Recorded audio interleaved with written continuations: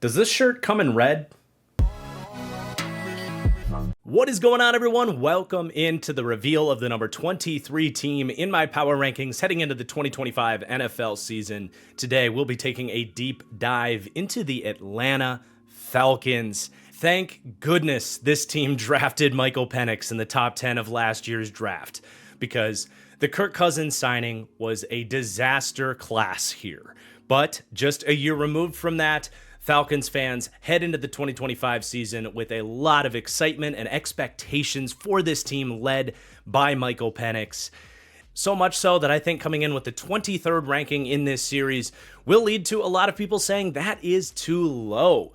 I do still think Penix and several other aspects of this team do have a lot to prove, but the upside for them to shatter this 23rd ranking absolutely is there. So I'm excited to get into all of it here today. Before we do get started, if you could do me a huge favor, please take just a second to hit that like button. It's a free and easy thing that really does help support this series. It tells other Falcons fans and NFL sickos just like you to check out the video. I really appreciate it. And of course, make sure you are subscribed so you don't miss any of these deep dives as we lead up to the number one team in my power rankings. But as always, let's begin the video by taking a look at this team's offseason, where they got better, where they got worse, where they may be staying the same. And we will start with the coaching staff.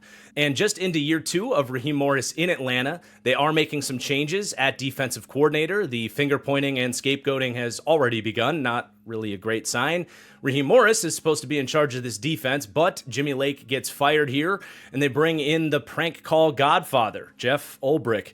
I'm not really ready to say that's a substantial change with the coaching staff because, again, this is supposed to be Raheem Morris's defense. Who the de facto defensive coordinator is much less substantial to me, and I don't think there's a huge difference between Jimmy Lake and Jeff Ulbrich either. And as we look at the offensive roster changes this offseason, man, Raheem Morris better get this defense going because they are telling us that the offense is good to go. We need to pool our resources into this defense. And there's really not much change at all going on with this offensive roster. Quarterback staying neutral. Obviously, they hand the keys over from Kirk Cousins to Michael Penix. But from a roster perspective, both the same guys in the building. They did bring in Easton Stick as a QB3, but staying neutral there. No change at running back. Tight end, virtually no change as well. They did pick up Tegan Quitoriano, a former day 3 pick by the Houston Texans with some size. At wide receiver, also staying neutral. They did have a nice undrafted free agent pickup in Nick Nash. Lower on him than I think a lot of people were heading into the draft, but to go undrafted and a good scheme fit that we can discuss later on, at least noteworthy for an undrafted free agent pickup.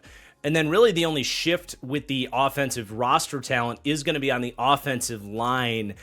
They are losing Drew Dahlman to the Bears. If Dahlman had played all of last season for the Falcons, I would say this is just a straight up downgrade. But because of that time missed and because they did like what they saw in Ryan Neutzel at center there, I'm going to say slightly downgraded as Neutzel steps in and looks to fill those shoes at center. And then they just spent a 7th round pick on Jack Nelson out of Wisconsin.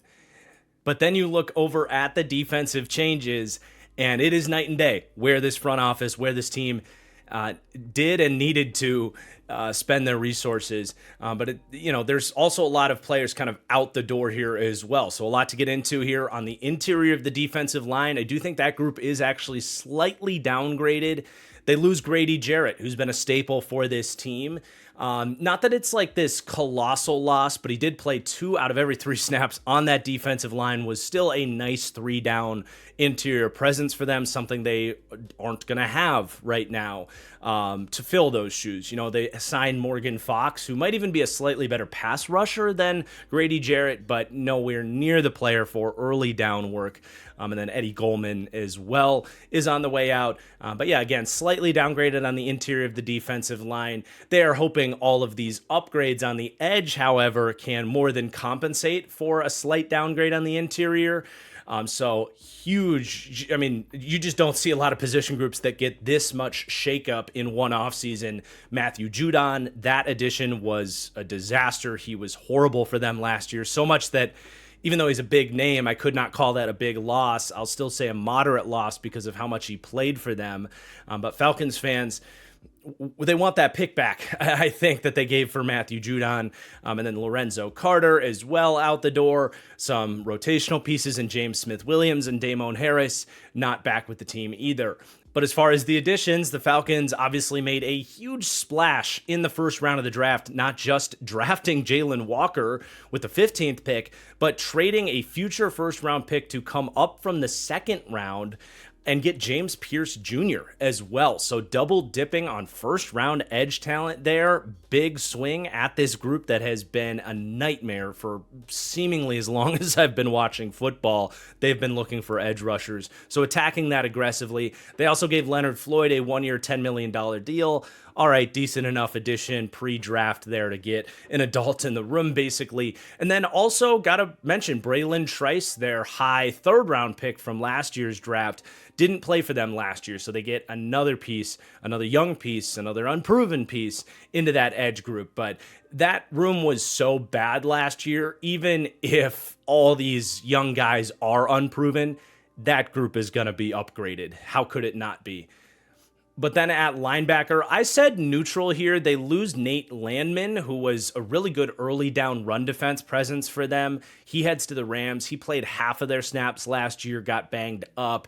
And they bring in Divine Diablo. You could argue slightly upgraded here. I think ultimately these are similar caliber players. They're just a little different in terms of style. Diablo a little more balanced, whereas Landman's more of a run defense oriented player. So kind of a shift in skill set there for sure. But then at cornerback, I said neutral as they lose nobody and make some small additions of Mike Ford, more of a special teamer there. And then Billy Bowman, the college safety from Oklahoma, seems they view him as a nickel cornerback. So I listed him there with the corners. Not enough for me to say upgraded to any extent, but adequate additions for what they are.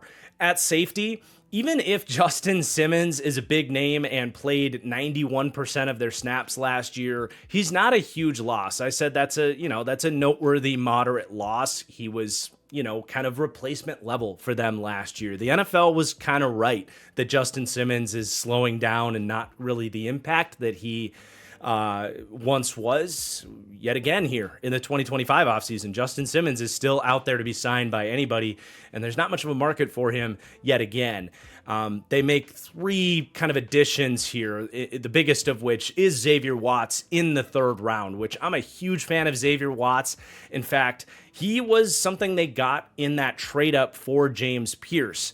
That needs to be factored in and mentioned at some point in this video, because that James Pierce pick got, and trading this year's first round pick to go get James Pierce, that was heavily crucified by NFL media. But to actually take your second round pick and your first rounder next year, turn it into James Pierce Jr., and then they get a third rounder back from the Rams, which they used to draft Xavier Watts, who I viewed as a top 50 player in this draft. So I do want to give this Falcons front office a lot of credit for landing Xavier Watts. A little luck is involved there, and we'll see what type of player he can be, but I actually think it's reasonable to hope that Xavier Watts can be as good, if not a little better, than Justin Simmons was last year. But if nothing else, they have more depth. They signed Jordan Fuller, who Raheem Morris is familiar with his time with the Rams, and also DeMarco Hellams, another young player that had, a reasonable amount of excitement heading into year two last year. He also missed his full season last year. So again, hopefully upgraded with that safety room. And then with the special teams, they are changing return men, a pair of kind of former corners turned offensive gadget / return players, going from Avery Williams to Jamal Agnew. Probably a minuscule upgrade going from Williams to Agnew, but not substantial enough for me to say the special teams at large is really upgraded or downgraded. But yeah, there is your offseason. Like we said, a heavy focus on loading up on defensive firepower, aggressively so, packaging that future first to take that asset from next year's team and drop it into this year's team. Kind of raising the stakes in many ways for this team's season. Even if I ultimately think the value worked out for Atlanta and I'm higher on that move up to get James Pierce than many people are, you still have to prove that first rounder that you're now giving to the Rams isn't going to be a top 10 pick in next year's draft. And that is, as we transition to this coach and scheme segment, going to put a lot of pressure on Raheem Morris. Heading into year 2 here, I mean, needless to say, year 1 was uninspiring, lackluster to say the best. I mean, I'm just going to be honest, man. For those that think the Falcons ranking 23rd in this series is too low in the power rankings, how I view Raheem Morris, how I rank him, that's a big factor here. I'm just going to be honest. I'm not a big believer in Raheem Morris, that he is the guy that's going to be able to take the Falcons where they need to go. And you factor in that he kind of put his chips on the table to go get that extra defensive player for, again, his defense here, where he already scapegoated one defensive coordinator. Absolutely, Raheem Morris is on the hot seat for this season that does have expectations attached to it for the Falcons. And what do I always say about teams hiring a defensive coordinator to be their head coach? Something along the lines of, there's a lot of really good defensive minds in the league that are defensive coordinators. There's a bigger depth of good defensive minds in the league than I think there are offensive minds. So if you're going to hire a defensive guy to be your head coach, he better be like genuinely one of the 10 or so great defensive minds that you feel really are elevating a defense. And needless to say, Raheem Morris is not that. I mean, his Rams defenses were okay. This defense last year was brutal. They finished the season ranking 29th in defensive DVOA. And you just didn't feel the progress throughout the year either.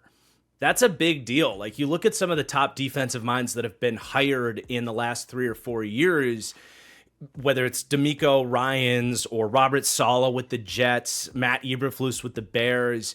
I think what Vic Fangio did as the season went on with the Eagles last year, even if these guys come in and it takes some time to kind of find their guys and figure out what works schematically, almost all of these exciting, high-ranking defensive minds, you saw the progress, and by season's end, things got better. That wasn't the case in Atlanta. They lose 3 games in the last 5 games of the season, giving up 42, 30, and 44 points week 18 to the Carolina Panthers that I think ultimately led to the firing and really scapegoating of Jimmy Lake. And yeah, Falcons fans are going to come out and say, yeah, Jimmy Lake was terrible. Of course we had to fire him. No, you brought in Raheem Morris to be a great defensive mind. And I know I'm sounding like I'm overly harsh on him, but look, like, the stakes do need to be raised when you hire a defensive head coach. And I didn't see really anything from a results perspective or frankly scheming perspective that tells me Raheem Morris is bringing anything to the table to this Falcons team that a long run of defensive coordinators out there couldn't do, while you have either an offensive mind elevating the offense here. Obviously, they hope Zach Robinson can be that, but the second he is, he's going to be gone. That's obviously a big deal attached to hiring a defensive coordinator as your head coach, which I've discussed a lot. Or go get like a CEO culture lord, like Harbaugh's obviously become the gold standard there, but a Pete Carroll type. Another example. And I don't think Raheem Morris has proven to be this great culture lord, if you want to go with that term, for that style of coach. I don't have any heavy criticisms of his ability to run the locker room and relate to players. I don't necessarily think he's bad at that, but it's not like his thing, right? So needless to say, like, the biggest of years for Raheem Morris, I actually have him ranked as the 31st head coach in the league as we head into the year, behind some rookie hires as well. And if you look at the overall defensive coaching rankings, again, not horrible. They're 22nd to 27th with a B- grade for pass defense coaching, and 23rd to 28th with a B- grade in run defense coaching. Those are still solid rankings, but that's the point. Like, a solid defensive coach gets you in the mid-20s in this modern framework of the NFL, where there's so many defensive coordinators out there to be had, and I really just view Raheem Morris as just another one of those guys. And it's on him this year, really, in my opinion, to prove me wrong about that. And I have nothing against Raheem Morris. I think he earned the opportunity.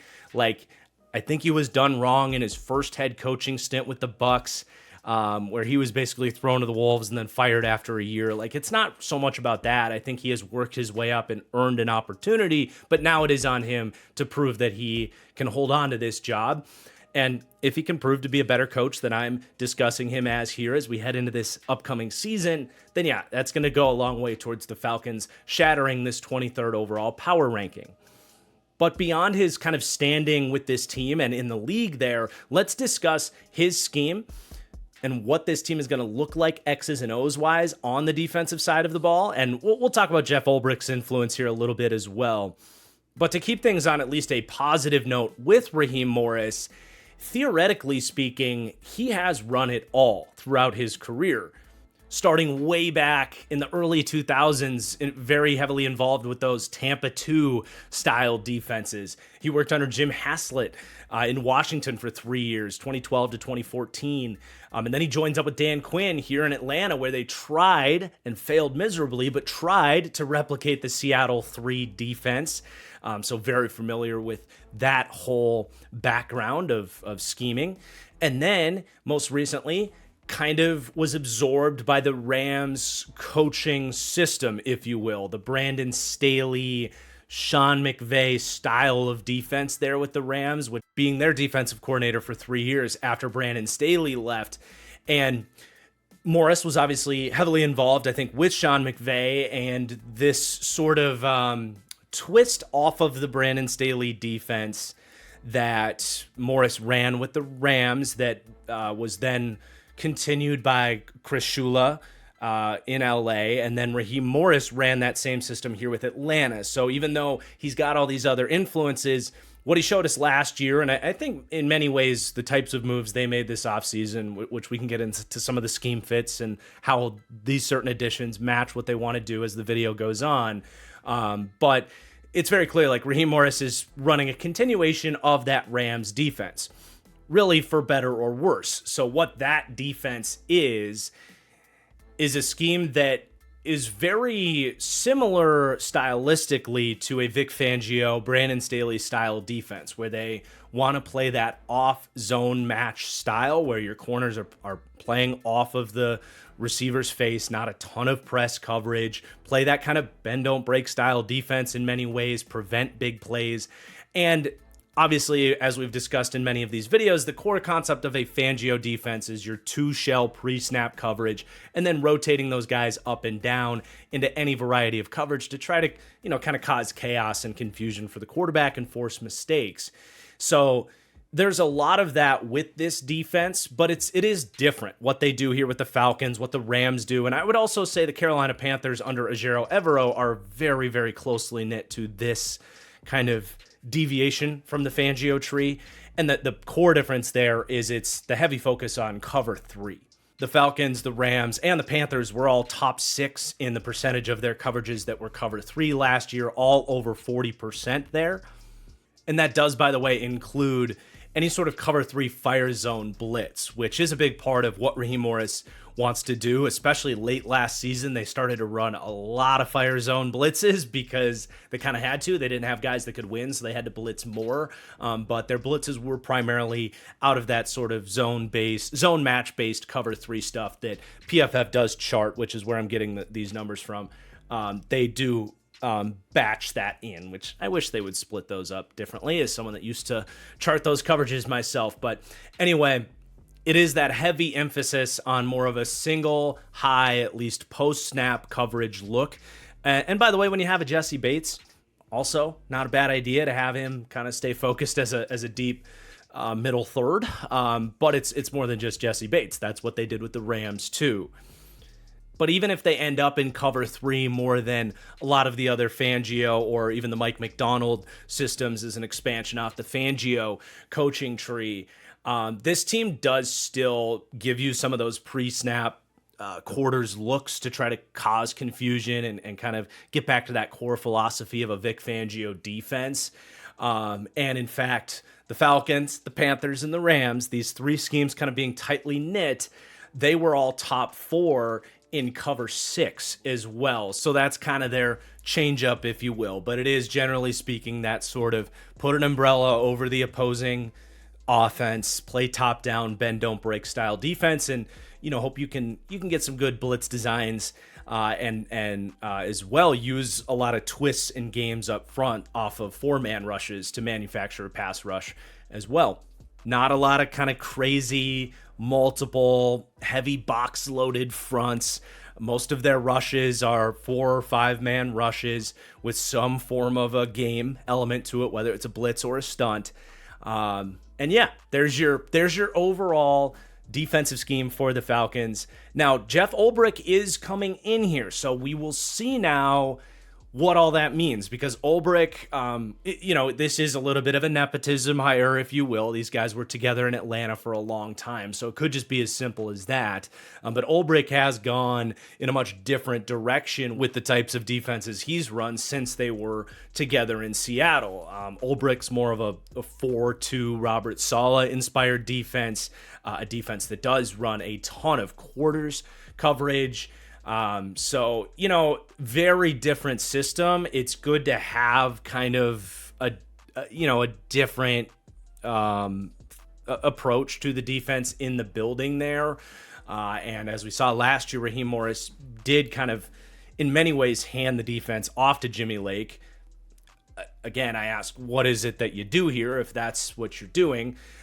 So there might be more of that with Jeff Ulbrich, and we see the sort of Robert Saleh-esque defense here in Atlanta. Based on everything they've done, their offseason moves, getting a Morgan Fox, who I think they're going to view as their sort of Braden Fisk in this Rams defense, as their sort of stunt man up front, getting a bunch of edge rushers like a Jalen Walker and Leonard Floyd, who are good coverage droppers as a 3-4 guy off of all of those kind of fire zone blitzes where you're dropping that edge into coverage like we talked about. That screams to me like Raheem Morris is going to stick in this system, and Ulbrich is going to come in and I guess help him run it. I guess we'll see how this goes, what types of scheme they look like and what sort of success they have. But let's flip over to the offensive coaching discussion with Zach Robinson here. More Rams influence with this coaching staff here. So this is kind of one of these young Sean McVay disciples, and this was absolutely a Sean McVay offense. The Falcons were towards the top of the league in 11 personnel last year. That wide zone play action, inspired offense that I think we're all very familiar with. This sort of Shanny McVay system getting permeated throughout the league. And this was kind of right par for the course in terms of what a lot of these teams are looking for in that kind of next ascending mind that learned from Sean McVay. And that's, I think, really where we can leave the conversation. I didn't see too much innovation off of that system, too much, prowess from a play calling perspective to get like ecstatic about Zach Robinson from what we saw last year. I think it was pretty standard, very Sean McVay style offense stuff. And it's not that I have anything negative to say about Zach Robinson, but I think he is very much proving himself. So as far as the rankings go, they do come closer to the bottom of the league than towards the top of the league with Zach Robinson. They're 23rd to 30th in pass game coaching with a C+ grade, really just saying, go prove yourself. I don't have any negative things to say, but go get it done. Go climb these rankings. Run game as well, ranking 28th to 32nd.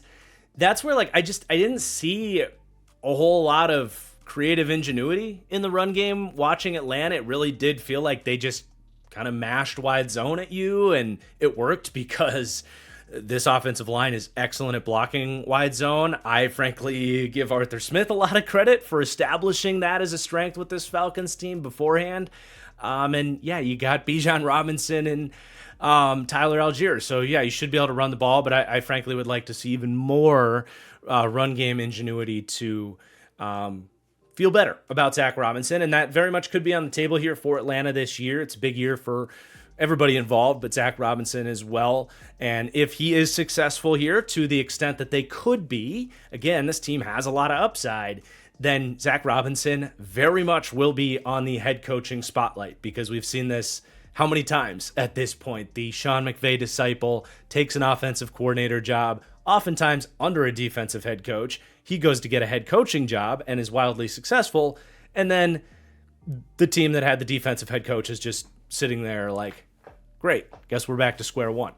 Which I think is a fitting way to end this coaching conversation, where it's obviously not the most optimistic outlook for me on this Falcons team. It's not. It's not that this team is doomed with these coaches and they can't prove me wrong, but I am skeptical, especially with Raheem Morris at the top of all this, that he's a franchise elevating coach. And I would love to get your thoughts on that, especially Falcons fans' thoughts on that as well, because I don't think I'm alone in thinking that. Now, before we break down this roster, guys, the summer months are here. Go out, have some fun. Go to a concert, go to a ball game, or pre-order your tickets to go see the Falcons or whatever NFL team you want to go see during the NFL season. And when you do that, do it through SeatGeek, the #1 ticketing app out there. SeatGeek is certainly my go-to place to buy tickets. The best user interface with their color coding system, showing images of every seat, what it's actually going to look like with a real photo there. Just look for the green dots and you will guarantee you get the most bang for your buck. There is a reason SeatGeek is the most trusted ticketing app on the market. And now, if you use code TFG10 at checkout, you'll save up to $20 on top of all of that. Thank you to SeatGeek for sponsoring today's deep dive and being a great partner to work with. Everyone, go have yourself some fun this summer.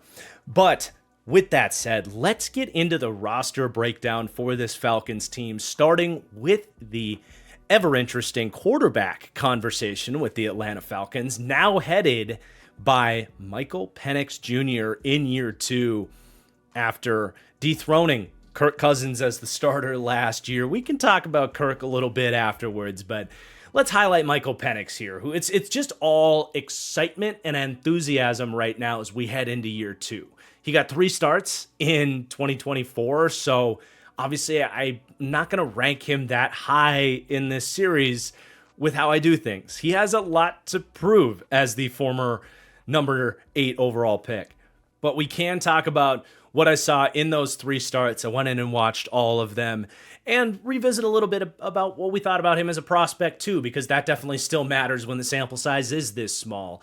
But from those 3 games, he really didn't give us anything to be overly negative about. I think we saw especially a quarterback that I do think benefited from those 15 weeks or whatever it was, getting to sit and learn behind Kirk Cousins. As streaky and often poor as Kirk Cousins was playing, he is a quarterback that obviously is a former 4th round pick that has had the career he's had, is a good mentor to have and a good guy to kind of mirror his process and learn from. And when Michael Penix did step in, we saw a 24-year-old rookie that was ready to roll. And above all, the best thing we can say about Michael Penix, and I think why there is this wave of optimism for what he can be for this Falcons team, is that for a rookie quarterback, the game did not look too fast for him, as it often does for these young quarterbacks. He stepped in, he ran the offense on time, he knew his reads, he would get to second reads, he commanded the huddle, he looked the part. And yes, as with any young quarterback, you're going to be able to nitpick some plays here and there where you say, we need that throw to be a little bit quicker. We need you to get to that second read, or you missed a read. Like, yeah, that's going to happen with any quarterback, period, but especially a rookie.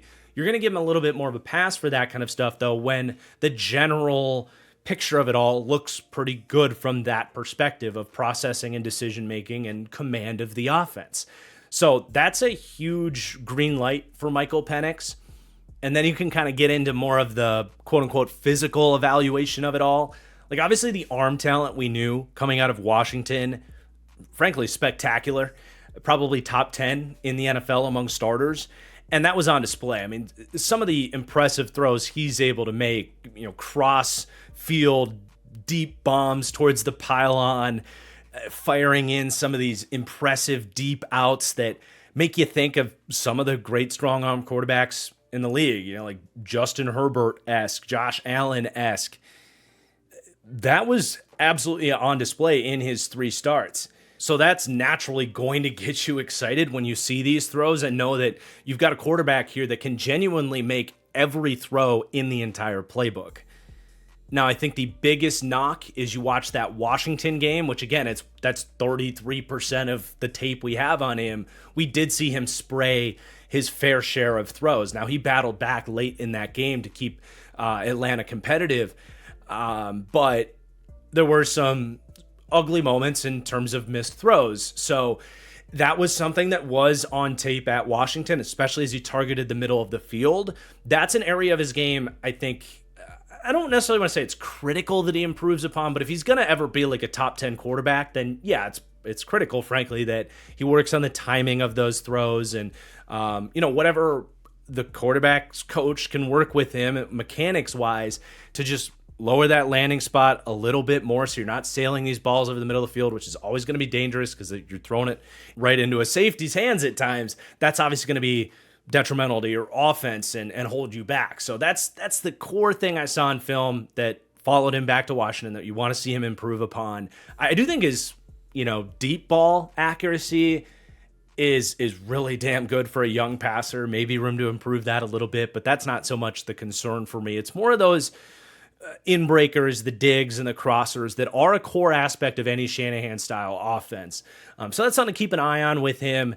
And then, not to highlight the sort of critiques of Michael Penix, but I think the upside and the arm strength and the excitement, all the good things about Michael Penix do really speak for themselves. But the other kind of quote-unquote drawback with Michael Penix, going back to Washington and also what we saw in those 3 games with Atlanta, is he's just not a play extender. It's not in his DNA. I don't think he has that natural feel as well for the decomposition of the pocket, that sort of preternatural pocket feel to set up blockers and move through the pocket to extend plays in and out of the pocket. And then, on top of that, to know when and how to use his feet to extend plays, to get out of the pocket and make plays with his legs.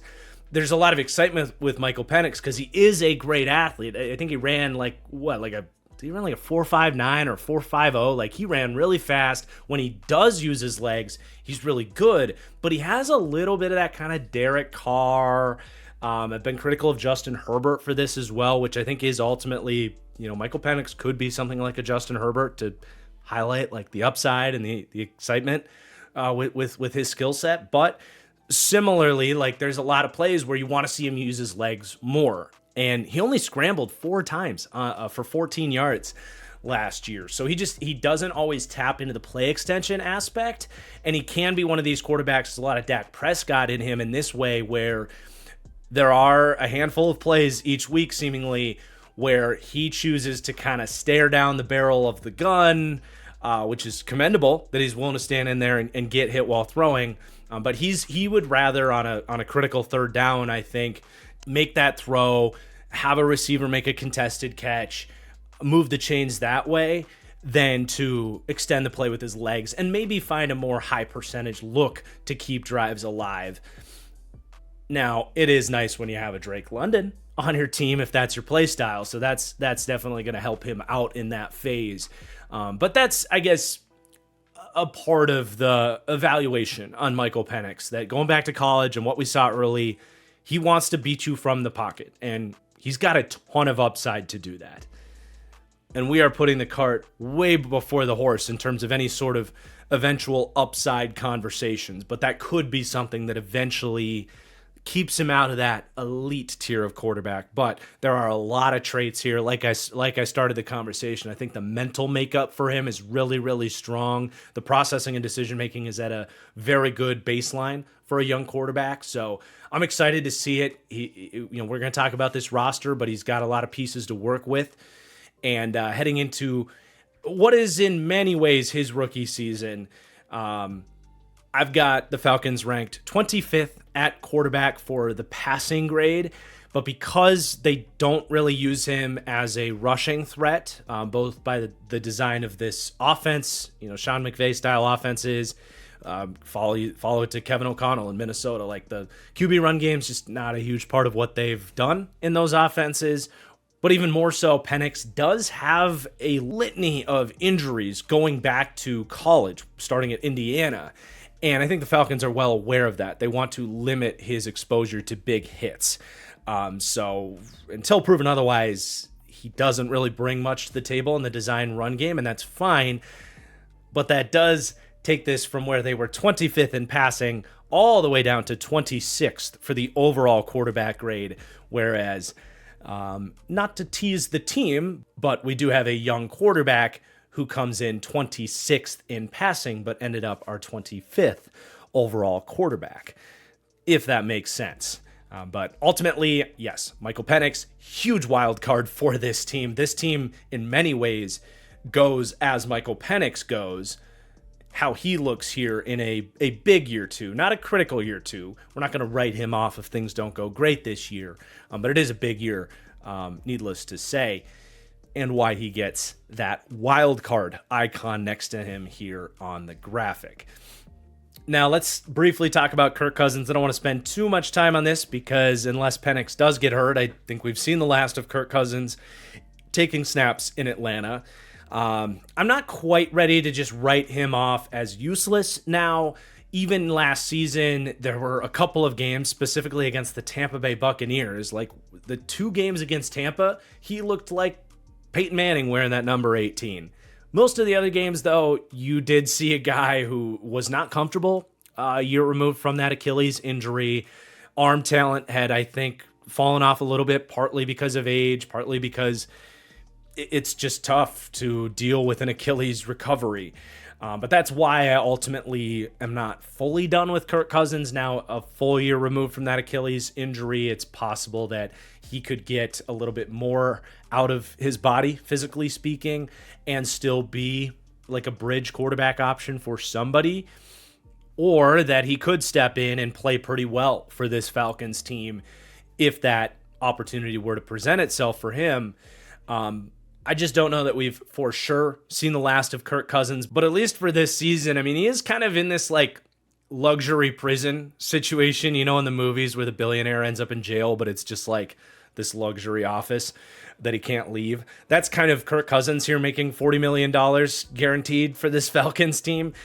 No one can take on that contract, and the Falcons can't just release him because they literally would be drowning in the salary cap if they did that. So he's here at least for the year.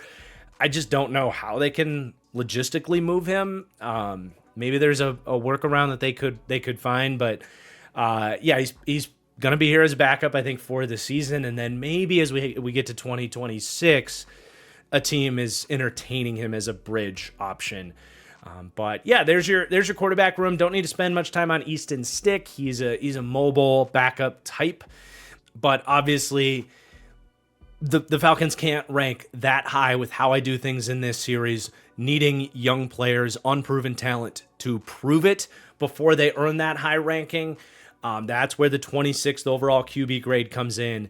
But all signs are pointing up, and I always remind people, these are week 1 power rankings, not necessarily how I expect things to finish. I am generally speaking quite optimistic that Penix is a good fit here and that he will climb up these rankings as the season goes on, and in turn should lead to the Falcons having their share of success offensively. And a big part of that as well is this group of weapons, which ranks with a B+ grade for me, 11th to 13th in the NFL. A lot of talent in this group, but it's also just a very logical, even distribution of skill sets where everybody kind of has their role in the design of this offense, and it all just does kind of line up and make sense, even if they don't necessarily have elite talent to get towards the very top of the rankings here, but they have more than enough to work with in the sense that the weapons shouldn't be the excuse here for the Falcons, barring injury.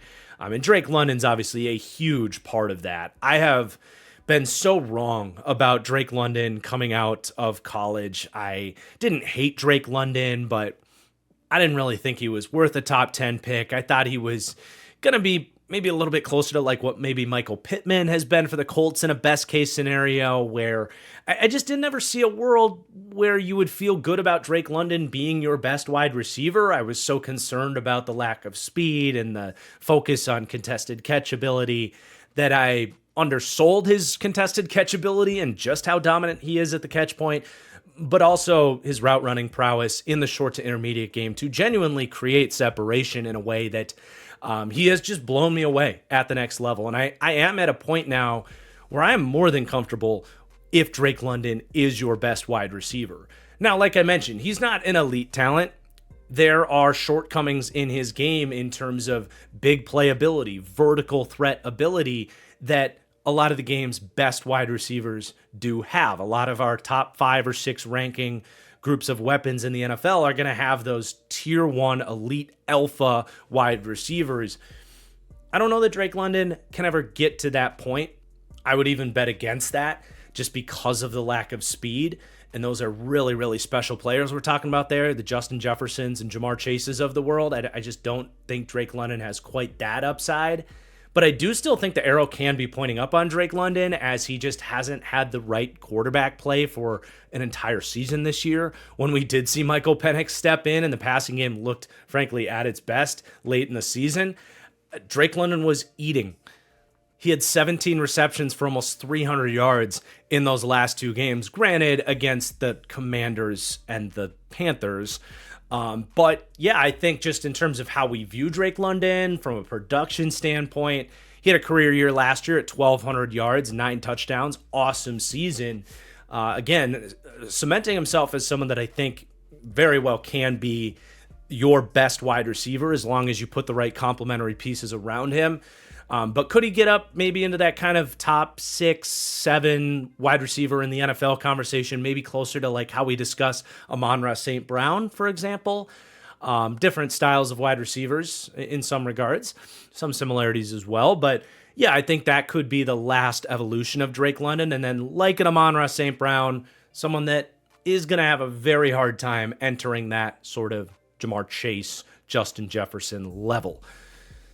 But I just want to give him a little bit more credit before we move on. There was, I think it was Nico Elite Takes on Twitter was asking who's the best route runner in the NFL. And Drake London isn't my final answer to that question.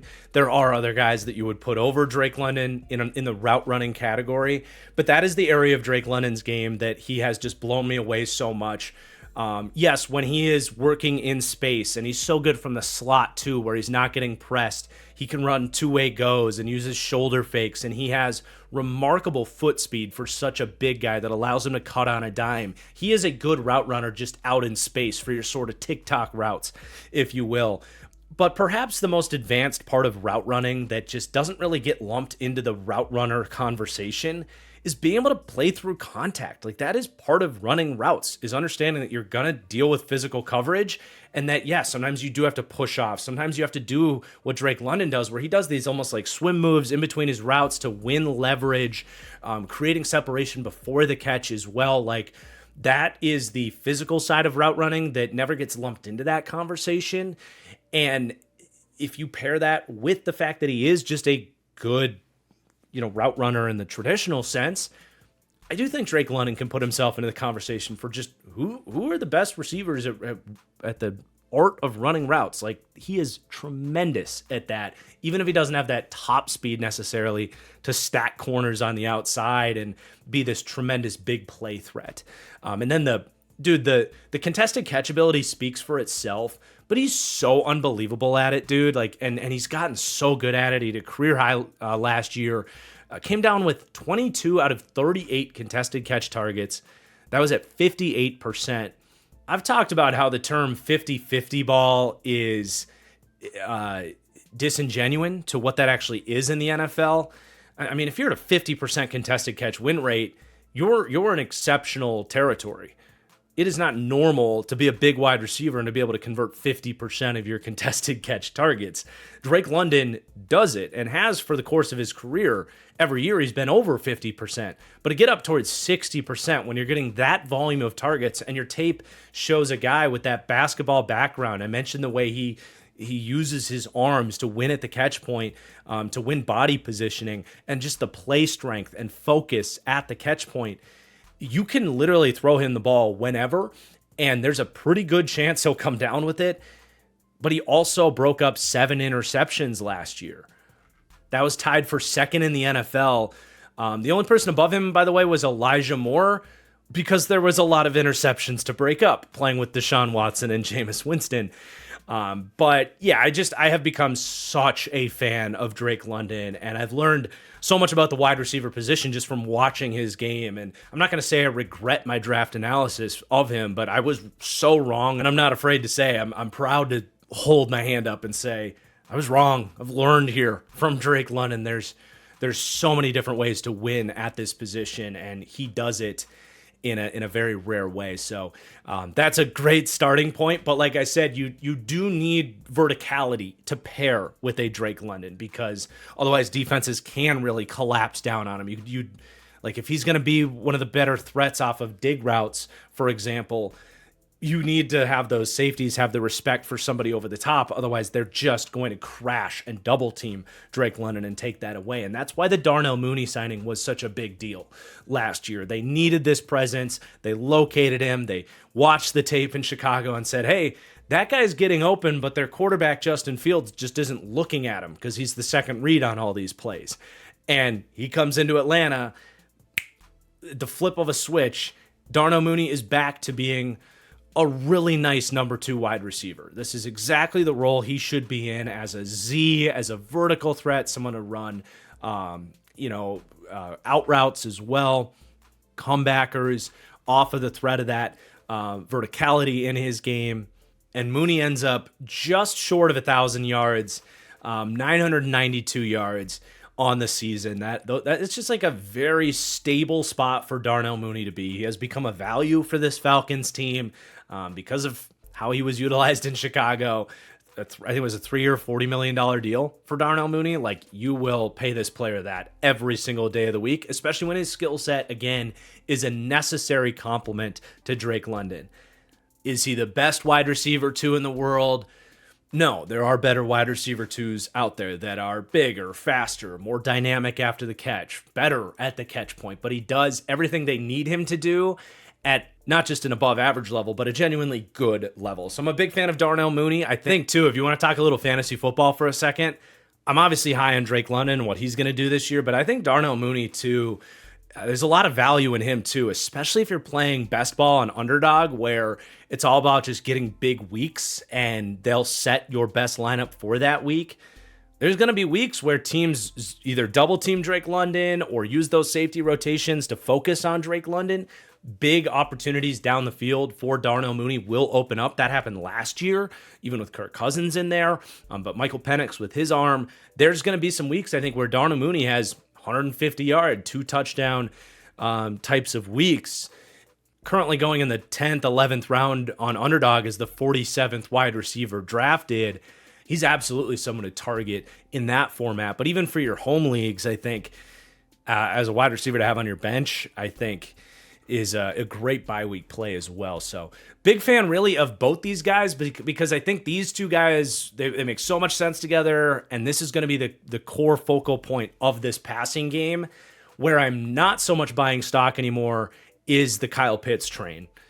In fact, I'm jumping off the train. And I hope this is the year that, now that I've jumped off, he becomes the superstar that, with the potential and the number 4 overall pick, and years now at this point of us waiting for Kyle Pitts to be this dynamic superstar weapon of a pass catcher. I hope that happens this year, but it's been 3 years now of the film not being there on him, the production obviously not being there. I mean, look, Kyle Pitts, you make all the excuses in the world you want for him. He came down with 4 out of 16 contested catch targets last season. That's 25% after being 38% last year and 25% again in 2022. I don't have the reason for why that skill set disappeared, but where is that dog in Kyle Pitts? That was, of all the athleticism and how good of a route runner he was for a tight end, and everything we praised him for, the defining strength in Kyle Pitts' game was his ball skills. The unreal catches he made at Florida State, where they would just put the ball in his area. He would moss defenders. He would make one-handed grabs. It didn't matter. Just put it in his area. He's going to come down with it. That has been nowhere to be found in the NFL. and you rip that away, you have an oversized wide receiver who I think his lower body, he's had a lot of like foot and ankle injuries. He's still a pretty good athlete, but he's not even like an exceptional athlete for the tight end position at this point, not on film. In theory, you want him to be that, but you don't see a ton of separation in his routes, not against any sort of competent cover player. Even after the catch, which is probably what he does best. But even then, he's not like a superstar after the catch. He was 11th in average yards after the catch for tight ends. So at least there's one area of his game that he's doing at a pretty good level. And I know we're highlighting the disappointing parts of his game. That's going to happen anytime you have a player that had these types of expectations. He's still a useful player, and you do still see moments of tough catches and some of the juice that maybe rope you back in or have roped you in for the last couple of years. I'm done looking at those moments and believing that that's going to come out full force. If it happens, I would love to see it. And this could be one of the best group of weapons in the league, where you are now talking about two different, like true difference-making types of players, if Kyle Pitts, or maybe even three with Bijan there, depending how much you value the running back in this equation. But it really focus on Pitts and London, their theoretical upside in a best like 2% dream scenario. Yeah, that's like an elite duo, but I'm just not betting on that at this point with Kyle Pitts. And I think that is probably understandable, but still a useful receiving forward tight end. That's the other downside to him, is he's just such a liability as a blocker that it becomes harder to get him involved. And even being a slot wide receiver a lot of the times here in that sort of Cooper Kupp-esque role with this Sean McVay inspired offense, you would expect him, at least in a wide receiver role, for him to be a good blocker. He can't hold Cooper Kupp or Jawan Jennings, for example. He can't hold their jockstrap as a blocker, even though he has 25 pounds on those guys. So he's been underwhelming in that role too. That is probably the pathway for him to take the biggest step, is to take that role more seriously as a wing blocker, as more of a slot wide receiver. Then maybe we can get the conversation going here. But they've had a hard time utilizing him in that role too. So that kind of leaves him as this sort of Noah Fant receiving forward, useful tight end, which is not the end of the world for him to be, the third or fourth part of this equation when the other parts are pretty good. But it is still disappointing nonetheless. They have Ray McCloud as their gadget slot guy. I don't feel the need to spend too much time on Ray McCloud. We know what he is. He's going to get the jet sweeps and the bubble screens and a lot of the underneath work. He's an okay player after the catch. Did some nice stuff for them. He's definitely a part of the picture here, but you know what you're getting there. Bijan Robinson is your fifth starter here, and Bijan has solidified himself, just as we expected with him coming out of Texas, as one of the best receiving backs in the NFL. Depending on how Christian McCaffrey can bounce back, I think Bijan has a chance to emerge as the best receiving threat in the league out of the backfield, at least in terms of doing the complete package. Yeah, there might be some jitterbug speed threats that have even more explosive playability, but there is not a single trait for receiving backs that Bijan is not good at. Great hands, great transitions after the catch without dropping the ball. So many of these guys turn up field before they secure the catch. Bijan had just 2 drops on 70 targets last year. That's exceptional for the running back position. Obviously, the missed tackles forced, the jump cuts out in space, being a screen threat. He's a good route runner. I don't know that I'm quite ready to say he's a great route runner, but for a running back, like, he certainly is well above average in that sense, maybe closer to great than above average. Can even make some tough catches at times. Like, he's fantastic. He can track the ball over the shoulder on a wheel route. He is everything you could possibly look for in a receiving threat. So he also contributes to the equation. If Bijan was just a replacement level receiving back, this is probably a B grade for weapons, and it's a B plus here. That's Other than Christian McCaffrey, I don't know if there's another back that like genuinely moves the needle in that sense. And by the way, just to have him as a check down threat is maybe even where he's at his best. The amount of times where it's a 3rd and 8 and Kirk Cousins or whoever might be in there just dumps it down to Bijan Robinson, he makes that slot defender miss and you get a first down out of it. I mean, those are game-changing plays. That steals a possession for you. And when you have a Michael Penix, who's not the biggest play extender, I'm not prepared to say he's great at getting to his check down yet. We'll see. But theoretically, that could be just an exceptional outlet for Michael Penix. And there's your starting 5. This is behind their starting group, maybe the thinnest group of weapons in the league. This is a group that maybe needs to stay healthy more than other groups. They spent so much investing in this defense that I do think you're seeing the depth on offense show up as a potential weakness for this team. Outside of your starters on this side of the ball, it's not just the weapons, but all these other position groups. There's just not a lot of backups that you're too excited to see step in or raise the floor if they have to step in. Kadarius Hodge is some of the best of that depth. He's a wide receiver 5. He's had some clutch moments. You're okay-ish there. I don't have anything negative to say about Kadarius Hodge for what he is. But he's Kadarius Hodge, right? And then you got, Casey Washington, hardly played last year, undrafted pickup from last year, not even too familiar with his game, frankly, coming out of Illinois.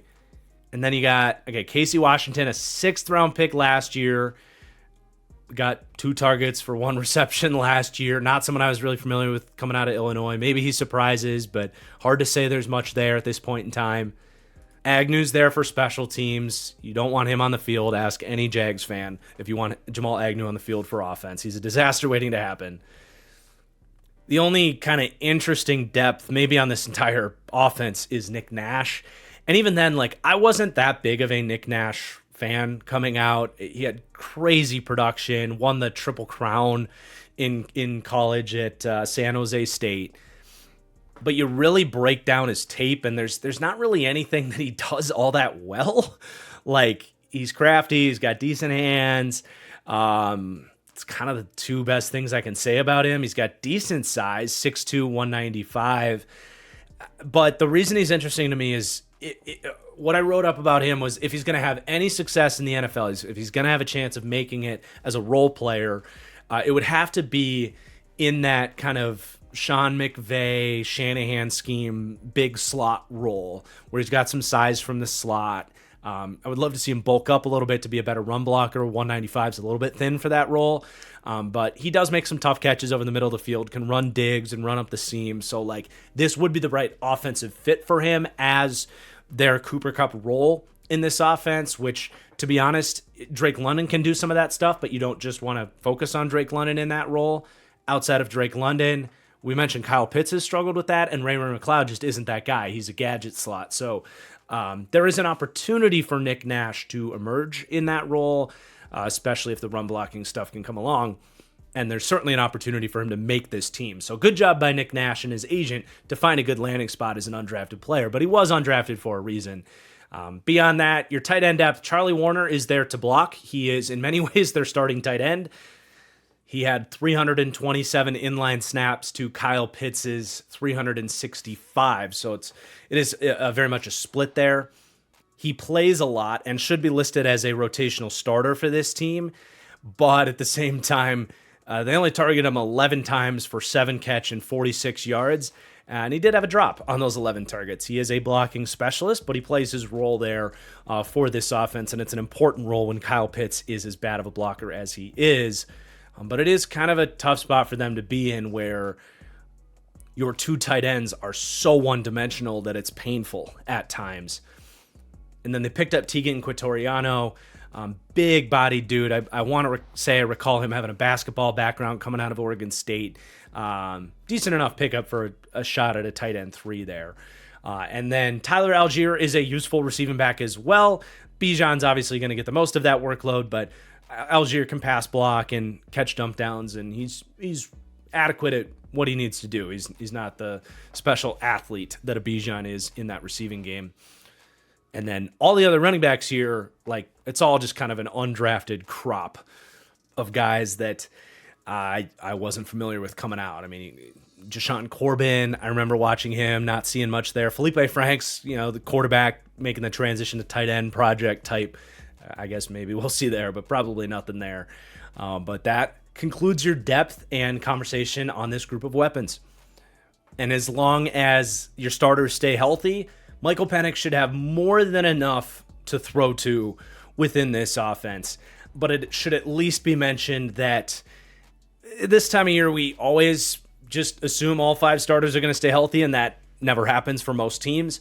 Atlanta is less equipped to handle injuries than I think a lot of the groups of weapons that we have discussed and will discuss in the future. So got to keep these guys healthy. But let's discuss the backfield here for the Falcons, another major asset for this team. The Falcons coming with an A grade at running back, ranking 2nd to 3rd at running back. And for the first maybe 20 games of Bijan Robinson's career, it was good, but honestly, I think even Falcons fans would admit like the very beginning of his career was a little underwhelming. And a big part of that was Arthur Smith usage as well. But it was really fun to see, especially like for me as just a huge Bijan fan. But really fun to see him in the second 2/3 of last season. I think Bijan arrived for the type of back that we knew he was capable of coming out of Texas. I think anybody you asked would say he's one of the best running back prospects to come out in this generation at least. And now heading into 2025, we get a chance to maybe see what he did for the last 2/3 of last year for the entirety of the whole season. And if that happens, there's a very real situation where Bijan actually takes the crown as the best running back in the league. A crown that does change hands every year or two. As great as Saquon was last year, I don't think it's, I certainly would not say it's out of the realm of possibilities that 2025 ends, Bijan Robinson is an Offensive Player of the Year candidate or winner, and we're saying, yeah, Bijan's the best running back in the league. And because of that narrative, because we haven't seen that full season of elite running back play from him yet, he does stop just short of getting the elite RB grade for me, a 92 rating. 93 is where we start the purple-coated elite tier for this series, but definitely think Bijan can get into that category. The dude has every single trait you could look for. Such a special athlete for the position.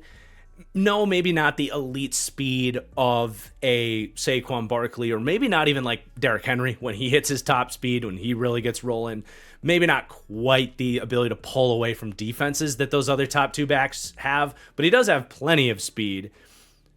But Bijan is, without a doubt, an elite overall athlete in terms of suddenness, acceleration, change of direction. Just like he's so fluid, and that shows up, like he ends up in all these awkward body angles, but his ability to just react on a dime, it is so special. And the way he can pair that with his jump cut and his vision to just consistently make guys miss.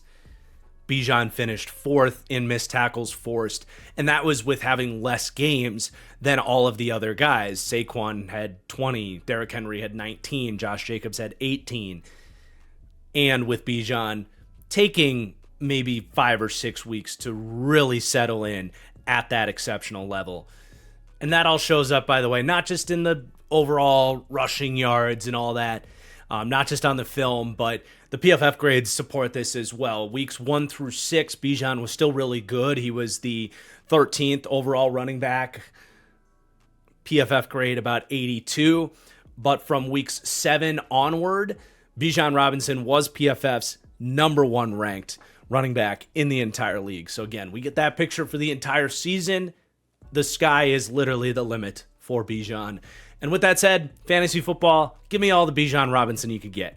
I don't know what that necessarily means in terms of projection or ADP or whatever, but find the person who's the highest on Bijan Robinson, put those chips on the table, I will match it. I am just the utmost believer in his skills and the fit here as well. Recently just made him the first non-quarterback off the board in a new dynasty startup myself, which I think backs that up. But it's not just him. You have Tyler Algier next to him. And that's how you end up, spoiler alert, but Derrick Henry is, for me, the second best running back in the league today. But the reason the running back room as a whole ends up with the same grade as the Ravens is because the Ravens don't have someone like Tyler Algier to step in and get those, 25% of touches that naturally you can't give your starter every single carry. And having a Tyler Algier here, as frustrating as that might be, or at least it has been frustrating, certainly in the Arthur Smith days, that, Algier's probably going to steal some touchdowns away from Bijan, at least as long as he's here. He's probably going to get the nod to close out some games and do some of the dirty work. You're not going to see the Falcons fully lean into Bijan Robinson like some other teams do with their top backs.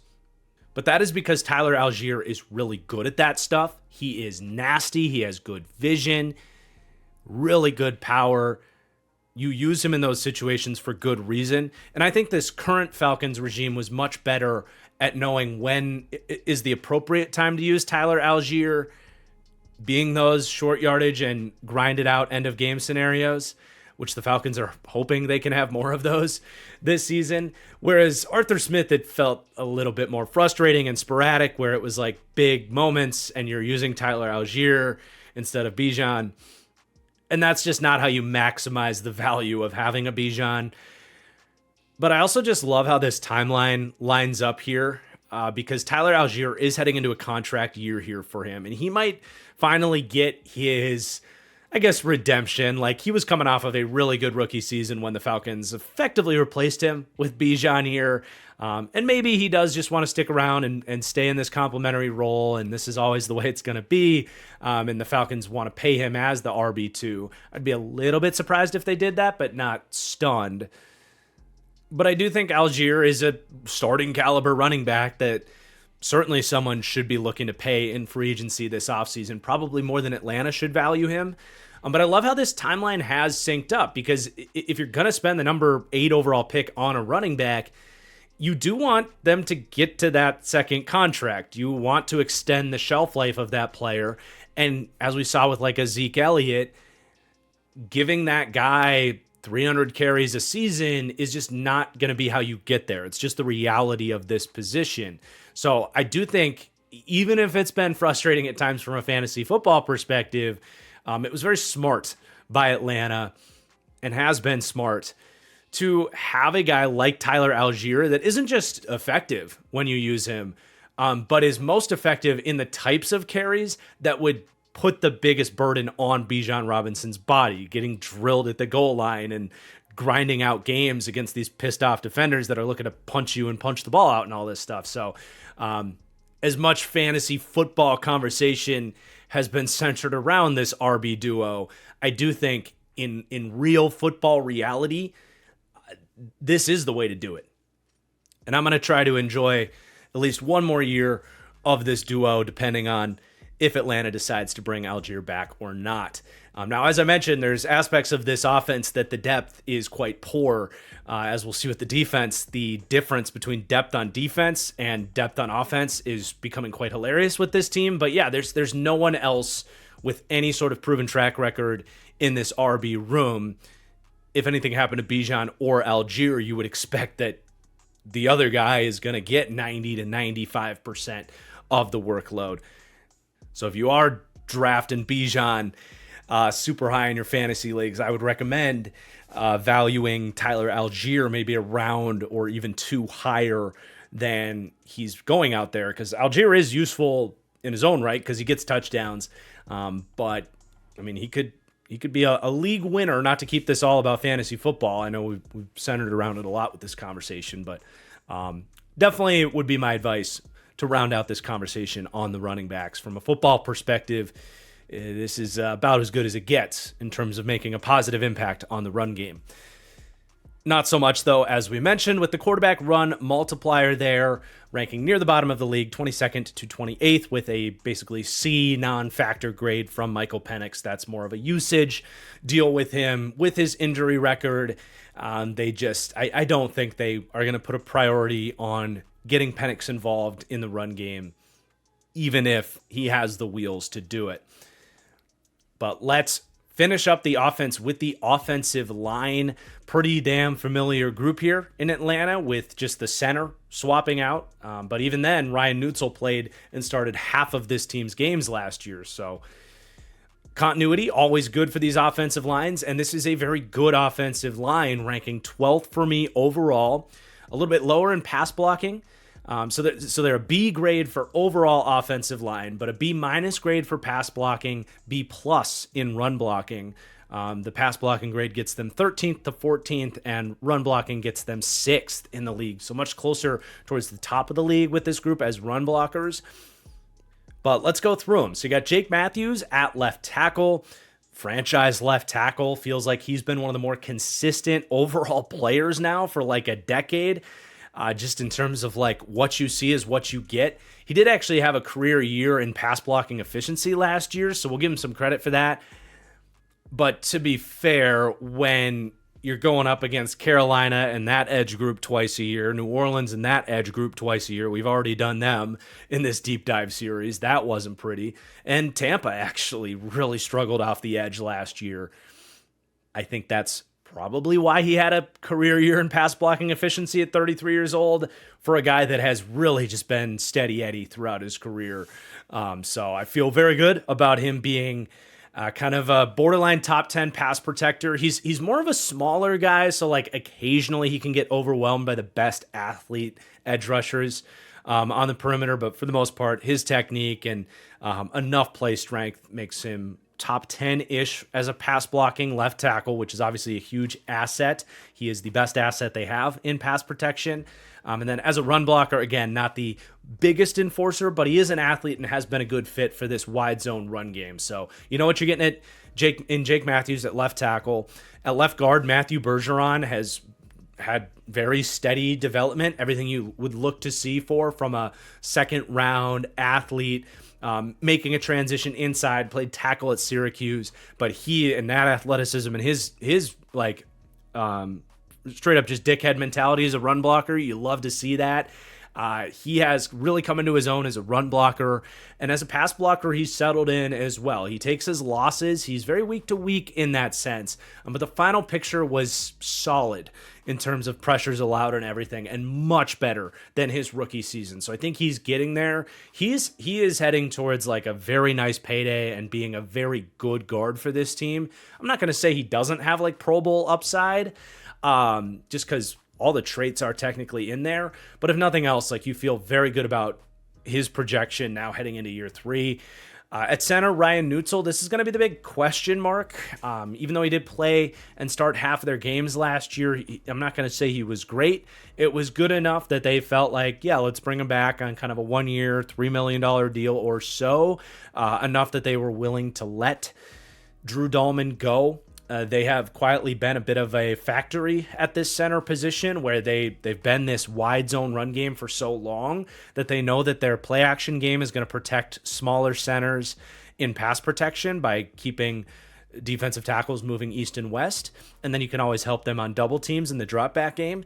And then they want to leverage that athleticism to be a good reach blocker in the run game. And Ryan Neutzel is very much in that breath, but just not quite as athletic as a guy like Drew Dahlman was. So I don't know that he's going to be quite as good as Dahlman was in that phase, where Dahlman was genuinely top 3 in run blocking for wide zone specific centers.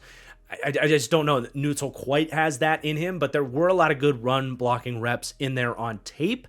I think the mentality is there, and Neutzel does even have he's a little bit bigger than a Drew Dahlman. 6'2", 305 versus 6'3", 300. So it's a subtle difference, but a little bit more bulk and potentially even more from a pass blocking perspective in terms of the anchor. But for the most part, I think they're going to be just fine. You don't want him left one-on-one as a pass blocker, but I think for the most part, this scheme does a good job working around that. And then at right guard, Chris Lindstrom, perennial Pro Bowl caliber player. Now, I do think we have certainly seen that he hasn't really developed as a pass blocker. Like, he's not a problem in pass protection, but he does certainly lose for a guy that has been kind of penciled in as a perennial Pro Bowler and someone that is viewed maybe as the best guard in football. I certainly wouldn't say he's top 10 from a pass blocking perspective. Now, he is inarguably the best run blocking guard in football, especially getting to live in this world where he's just been a wide zone run blocker for the most part. The Falcons been one of the most wide zone run game heavy teams in the league now for multiple years, and he is the best at that. He's crazy athletic, just has such a good feel for that. There's an awareness side to it where you got to kind of keep that backside hand on a guy as you're kind of riding the wave, but knowing when to climb up, and then having the athleticism and the targeting system to find linebackers and safeties even. He just is so good at it. So I think you got to at least note that, yeah, he's a superstar and maybe even the best guard in football, but from a pass blocking angle, he's good. He has athleticism, he's got strong hands, but he does not have the best anchor, and even at times, like, he'll miss with his strikes and just have these ugly losses at times. I think Falcons fans that watch closely would even admit that. So he's far from a perfect player, but he is the best member of this very good offensive line. And then at right tackle, you have Caleb McGarry, who he himself has found, how should I put this? Maybe what he's best at, and that is that that wide zone run blocking system. I think his length, and he's a pretty good athlete when he gets out on the move, specifically to wide zone run blocking. He has found a really good fit in that ability to get on the move and seal off that edge. But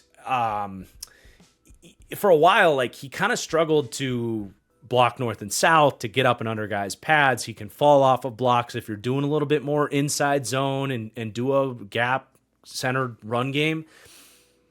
And likewise, he just isn't that great of a pass protector. He's very average for a starting tackle. He's come along in that sense. His technique's pretty good, but he doesn't anchor all that well. He doesn't have much sand in the pants. And I know we praised his length. That comes more from his height and a lot of size on the perimeter to seal that edge, but he doesn't actually have great arm length in terms of those tight quarters against power rushers with longer arms. Just 32 and 7/8 inch arms for Caleb McGarry. So you do see power rushers get up under his chest, and he can get driven backwards. So, like, a lot of these offensive linemen are, better in certain scheme fits or certain phases of their game. The entire picture comes together for a very good offensive line. But it is a group that I think kind of, they are at their best when they live in this wide zone Shanahan style offense where you're running east and west, tapping into their athleticism, not necessarily with the size to drive defenses north and south. And a group that, like, they're okay in pass protection. These are tough dudes. They're good athletes, but it's certainly not an impenetrable wall in terms of buying time for Michael Penix. But it is still above average. Again, a B- grade for pass blocking, which does rank 13th to 14th in that side of things. Now, as far as the depth goes, Storm Norton has been just a diminished version of Caleb McGarry in that he's a lengthy tackle that is a pretty solid athlete who has been a good run blocker in this system and a pretty poor pass blocker. So just take everything we said about Caleb McGarry and turn that down about 20-30%, but as a backup for that specific player, Storm Norton is okay. Jack Nelson, they draft in the 7th round out of Wisconsin, 6'7" himself. They have a type at right tackle for sure. Brandon Parker is another backup here. He's played a little bit. He has not played well, but he started, I think, 2 full seasons for the Raiders until they eventually woke up and replaced him. But he does have some experience. And then you got your developmental types competing for roster spots after that. Overall, pretty standard depth for tackle. And then at guard, okay, you got Elijah Wilkinson, who's played a decent amount of time for this team. He's a balanced fit for this team as a backup option. He's, you're not going to feel great with him in there, but you could do worse. It could be guys like Kyle Hinton and Jovan Gwynn, who are your next up. Gwynn would be the backup center. I did not see it with him coming out of South Carolina. I thought he had really abysmal play strength, so maybe he's bulked up. maybe not. And then Kyle Hinton has played on and off a little bit, but I would say it's like average to slightly below average depth, but certainly nobody you're excited about stepping in if you have injuries. So another group you certainly want to see kept healthy. Still, though, a good offensive line that, especially for the scheme that they run, is an asset and rounds out an overall offense that we should feel pretty confident in this season. So as I like to remind people, we're ranking these teams damn near at their floor. And even with unproven commodities on this team being Michael Penix at quarterback, this young coaching staff with Zach Robinson in command, and maybe a little bit of Ryan Neutzel being the unproven commodity at center, even with some still pretty big questions and areas of this team that need to prove themselves, the Falcons offense does come in as my 17th ranked offense heading into the year. 22nd in passing game. Obviously, if Michael Penix is good, they're going to shatter that. But they do head into the year ranked 8th in run game, and that very well could end up being low as well. I mean, hell, they were 5th in run game DVOA on offense last year, but obviously losing one of the best run blocking centers for your system dings that down just a little bit, and we'll see what Ryan Neutzel can do there. But with that all said, yeah, Michael Penix started 3 games last year, and he's an unproven commodity as we head into next season. That's understandable, but I think you get the sense that I'm pretty damn optimistic for what this Falcons offense can accomplish this year. And I even understand if you think the 23rd ranking as we start the season is too low on the Falcons. I can even understand that because of those high expectations. But as we transition to this defense, this is the core reason why the Falcons rank 23rd here. And I have very serious questions with this side of the ball. Let's get into those questions. And it starts on the defensive line, which is right next to, frankly, Michael Penix in terms of being just a massive wild card X factor for this team that is going to be a huge part of determining the final success of this Falcons team, and maybe even if Raheem Morris keeps his job through this season. And I say that because I have the Falcons defensive line ranked dead last in the league, 32nd, bad in both phases, C- grades across the board, 31st to 32nd in pass rush, tied with just the Carolina Panthers, and 30th to 31st in D-line run defense as well. But there is a lot of youth here, especially in the edge group, and there is, unlike a lot of the offensive positions, at least a lot of depth and names to discuss here. But whether any of these guys are going to be difference-making starters for this team is entirely up in the air. And I think the 2 guys that they are hoping, at least one of them could be a difference-making player as early as this season, are your 2 rookie edge rushers. So let's discuss both Jalen Walker and James Pierce. We'll start with Jalen Walker, who was the first of the first-round picks here. Hometown product out of Georgia, always fun. And I was lower on Jalen Walker as a draft prospect. I thought especially all of the top 10 hype that he got, this idea that the Carolina Panthers especially were like locked in on taking him number 9. There were moments where there were rumors that the Jaguars were in on him with like the number 5 pick, which never made sense to me. If he went in the top 10, those are just like different levels of expectations. That to me just did not line up with how I felt about Jalen Walker, who to me is a really special athlete, did some really special stuff in certain rushing looks, especially as a blitzing linebacker in Georgia's system, that it just makes evaluating their edge rushers and linebackers especially, it just makes evaluating those guys so challenging. But when Walker was used in sort of that Micah Parsons-esque look where he's going over guards and centers, and just acting as this kind of chess piece mismatch rush player. He was awesome. He has an incredible first step. He's a shorter player, so he can, get low. He's got bend. He's got a rip move. He's got awesome strength in his core. He's got these massive, strong arms that as he pushes back up on these guards trying to get their hands on him, he's able to keep them off of him. So he's got a rip move that just destroys guards. But the problem is we didn't really see that rip move show up when he lined up as an edge rusher, going up against tackles that are much more physically equipped and much more used to going up against this sort of build and athlete. I think he can win with a rip move against tackles, but I don't think that alone is going to make him worth a first-round pick. You are really counting on, if you're going to get that type of return, you're really counting on, number one, him getting better at placing the bull rush, because at his size, he does have flashes with the bull rush. When he connects, you can see the pop in his hands, you can see his ability to convert speed to power, but his technique with the bull rush does drastically need to improve, which isn't a huge surprise. The dude played half his snaps as just an off-ball linebacker in Georgia's stupid system. So he just doesn't have the time on task to develop the proper first step, to consistently land his hands, to mix up his hand usage so that tackles can't win that first punch and set the rules of engagement on him, especially as a guy that does have shorter hands. I think mixing in more ghost moves and a variety of different strikes is going to be useful for him.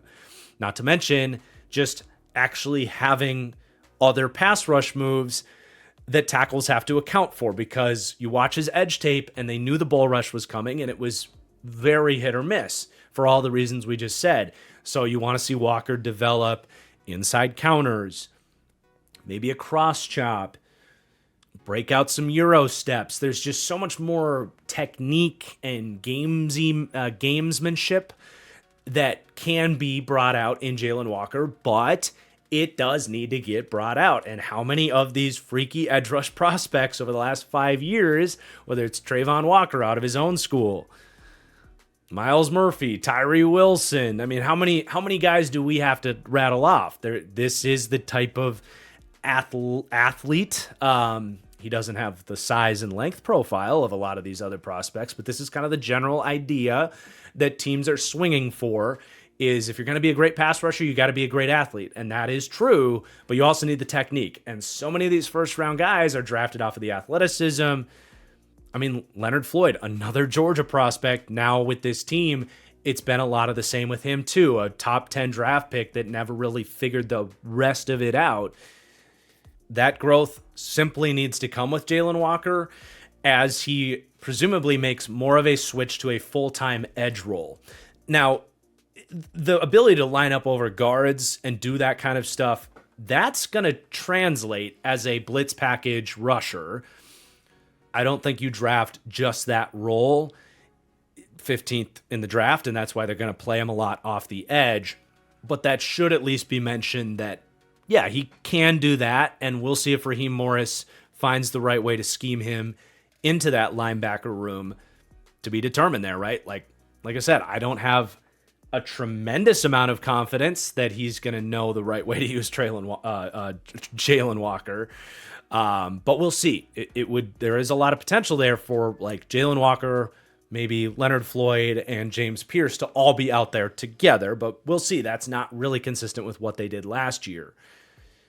And then the other thing with Jalen Walker is he's not a good run defender. He doesn't have the length, and he doesn't have a lot of time on task playing the run on early downs.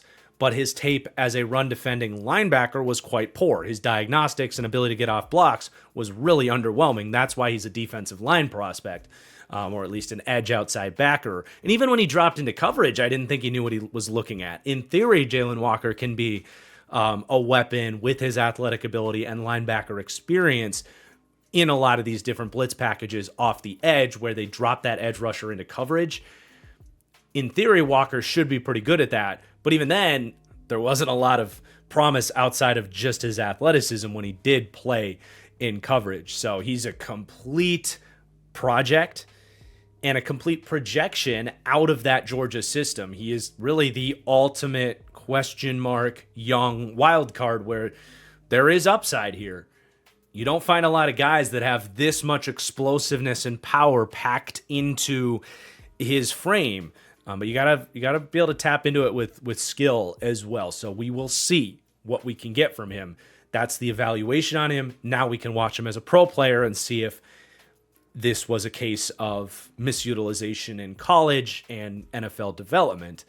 That's what you're obviously hoping for if you're a Falcons fan.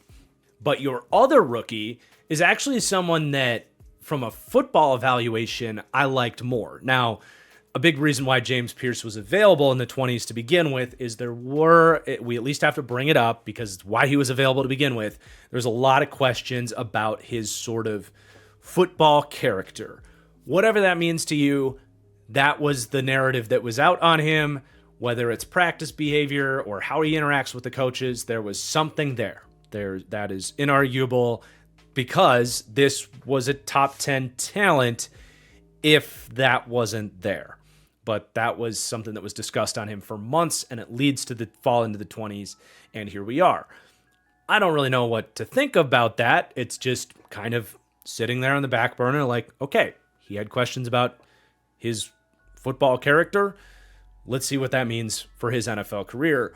But as far as the football evaluation goes, loved James Pierce, and as I said in the intro, I actually don't mind this team who's been so deprived of edge rush talent. I actually don't mind them double dipping at the edge, going up to get this player. As you can see, it's not like they had anyone else that they were counting on.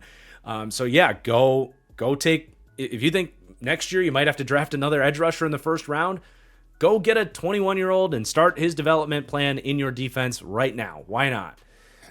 So with Pierce, what I always say about him is he understands how to win in every way that you can ask an edge rusher to. He's got a great first step. He has speed and bend around the corner. That's with the 4.4 speed. That's what people are going to bring up first with him, is his ability to threaten that corner and force tackles, to have those power sets and explode to the corner. It's a big threat for James Pierce. But a lot of guys, like a Leonard Floyd, for example, or Vic Beasley with the Falcons, a lot of guys, that's all they have. With James Pierce, I think he at least, even if he doesn't have this tremendous package of rush moves, he at least understands the core art of rushing the passer, where there's really 4 ways to beat a tackle. You can just go true speed to bend around the corner. You can win to the outside shoulder. You can win to the inside shoulder with swipes and chops and rip moves. And then there's the bull rush, where you can go through the tackle. And James Pierce at least understands that because he's got that big threat of the speed rush, tackles are going to set hard and set wide, and then he can mix in a baseline of moves to win to those other 3 areas. So he has swipes that work well for him. He's really good at keeping tackles' hands off of him, so he can kind of win that outside shoulder. He can win the inside shoulder on swipe moves. We've seen that a lot. I think there's a ton of potential for him to develop a spin move. He's a little bit tighter of an athlete, but I think there's potential in there for that to develop. But he also can convert speed to power. For a 245-pound edge defender, he's got a bull rush. And it's not just like, there were some times where he would have those explosive dynamite hands and blow up his man. But he had impressive play strength considering that listed size, and considering he's such a putrid run defender. I was actually impressed by his ability to latch his arms on and have that more steady drive as a power rusher as well. A lot of these undersized guys, yeah, you think of like Hassan Reddick, for example. Reddick can win with a bull rush, but it's when he uncoils and blows the guy up. Usually if the tackle's ready for it and he sets his hands first, that rep's over with a guy that size. James Pierce at 245 pounds, even if he doesn't destroy you right away, I did see him actually compress the pocket with a little bit of natural power in there too. And he's a young guy. He can always bulk up too. So I'm a huge fan of James Pierce, the prospect. Again, I think he should have been a top 10 talent. The idea that Jalen Walker was always kind of projected top 10 and James Pierce wasn't, did not line up with my evaluation. Both these guys have potential, but very different prospects as well. I think you can tell I'm actually more excited about James Pierce I wasn't able to interview him, in a private setting. So maybe there is more to his character stuff than I was able to tell. But that was my evaluation on those guys. And now we get to go see where this goes. Obviously, just like I said with Michael Penix, unproven talent. They're not going to come in ranked that high, but with this sort of potential, there is a chance that these are closer to impact players. And even if the Falcons pass rush could just be 22nd in the league, that's a dramatic step up from where we have them right now. And that's going to go a long way towards this defense getting to where certainly Raheem Morris wants it to be and maybe needs it to be if he's going to save his job this year. But let's keep it with the edge group, and then we'll go to the interior. So this is definitely going to be a rotation of starters. We started with those two rookies because I do think those guys are the leading snap getters, but they're also the most important and interesting to talk about. But it's going to be pretty close, I think, with both Leonard Floyd and Arnold Ebiketie getting on the field a good bit here for sure, especially if they do want to use Jalen Walker in a bit of a rush linebacker role. You would see Floyd and Ebiketie step in as the edge in those formations, most likely. But I view these guys pretty damn close, and they're both in different stages of their career, respectively. Leonard Floyd definitely getting up there in age, 32 years old. A couple years ago, about 30 years old, he had a career year with the Bills, but that went away very quickly after he went to San Francisco last year. So he's useful with his bend and still at his age, like fluid athletic ability. He is useful as something that we need to start talking about with this Falcons defensive line. Raheem Morris very much is looking at what the Rams have done with his defense, I think, especially as the year went on. You saw the Falcons running a lot more twists and games, which the Rams have become kind of infamous for that, running those ET-TE stunts. And Leonard Floyd is still very useful for that, where you can take a Morgan Fox, for example, being this team's version of a Braden Fisk, and say, hey, Morgan Fox, go straight in between the guard and the tackle, blow those guys up, and then we're going to loop in a Leonard Floyd or a Jalen Walker in behind those guys because they got a great first step and bend to wrap into that hole before the guard can adjust and cut that guy off. Floyd also did his fair share of that with Raheem Morris with the Rams 2021, 2022. So there's a lot of familiarity there. He's got length and can defend the run, but he actually turns 33 here in a couple months. So he's getting up there in age. They gave him a 1-year, $10 million deal before the draft happened, and he's going to be a rotational piece that they kind of know what they're getting, but not a one-on-one winner and not really an impact player at all. Arnold Ebiketie has stalled out, I believe. He was a second-round pick, ultimately a guy that he's a solid player. He's a high-effort dude. He's tough. He's kind of crafty as a rusher, but certainly lacks a lot of those traits. There's a reason guys like Jalen Walker and James Pierce go in the first round. It's because of the Arnold Ebiketies of the world, where it's there's a lot of stuff he does well, but is he a dominant player? No, and he's probably stalled out at that, but he's certainly a useful dude, and now he doesn't have to be like the guy you're hanging your hat on, right? Now he can be a nice edge 3. He falls into a nice role there. I like that. So he's going to play. And then you have Braylon Trice, who it kind of feels like they're giving up on with signing Floyd and drafting these two guys early, but he's going to have an opportunity to show what he can do. Trice, I thought, had a good bull rush coming out of Washington. Another guy that just doesn't have all of those traits and is probably never going to be a real starting caliber guy that you feel good about. Someone that I thought really needed to improve his run defense coming out of Washington if he was going to settle in as a nice kind of rotational edge 3.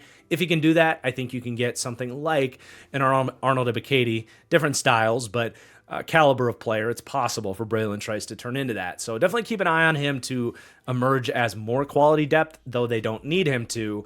D'Angelo Malone, a traitsy dude that just has not developed here. I don't even know if he's going to make the team at this point. And then Khalid Kareem as well is one of the better run defenders in this edge group because James Pierce barely did that at Tennessee. Jalen Walker is a question mark, basically learning how to defend the run off the edge.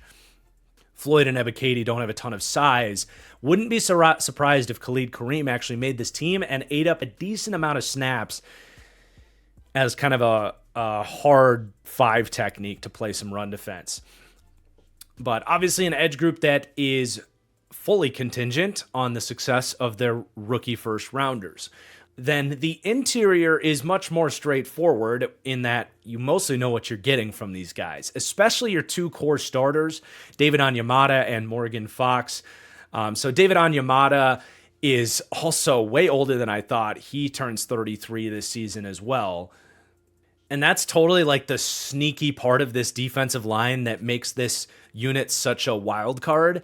Not just do you have the young guys that you don't quite know what you're going to get at this point in time, but you have on the opposite end of their career, David Onyemata, Morgan Fox, and Leonard Floyd all on the wrong side of 30, guys that have shown some regression. How hard does that age regression hit those guys? That's also a question mark, literally on the reverse end of the rookie conversation. So it's just the biggest of wild cards with this whole unit. But yeah, David Onyemata has been such a steady DT in the NFL. He's a good two-way player. He's got power. He's got quickness. Everything you look for in just a good three-down defensive tackle. And in his first year with the Falcons in 2023, he was able to give the Falcons that kind of 35 pressure, 5-sack season and good run defense as kind of ideally this would be the third or fourth best piece on your defensive line. Last year, he took a step down from that. He actually only had 19 pressures and 3 sacks.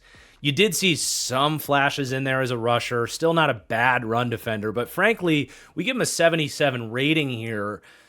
That's probably not the level he played at last season. If he is just what he was last year or worse, you're talking about him being more of a kind of replacement level starter or adequate starter type of guy and less of a kind of impact player. So the age and the regression with him is real. He's on the last year of his deal as well. And for those looking at the graphic, he's the only green on the screen.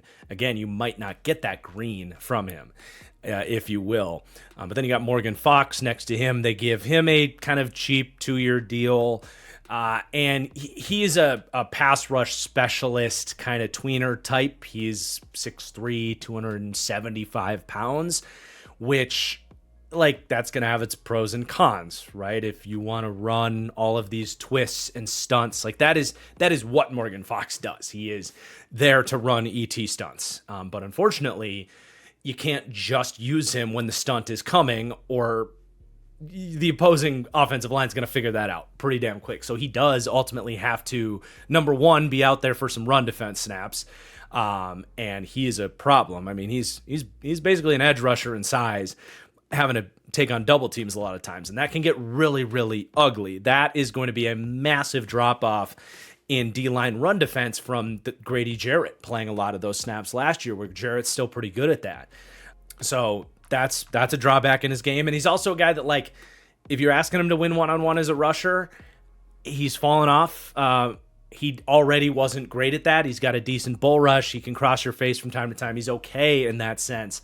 But he's not dominant for an undersized guy. So for him to be kind of your second best interior defensive lineman, that's just not a good place to be. You want Morgan Fox to be someone that you rotate into specific packages for very specific looks, not in the role that the Falcons are going to kind of need him to step up into. And there's one player that maybe can reach a point where you don't have to ask as much of Morgan Fox, and you can let Morgan Fox be in more of his natural role. There's one player there that you're holding out hope for, and that's Ruka Rororo. And look, I'm not ready to take victory laps on my draft grades, my draft takes here into year 2. Like I said, there's still intrigue and hope that maybe he can step into a starting role.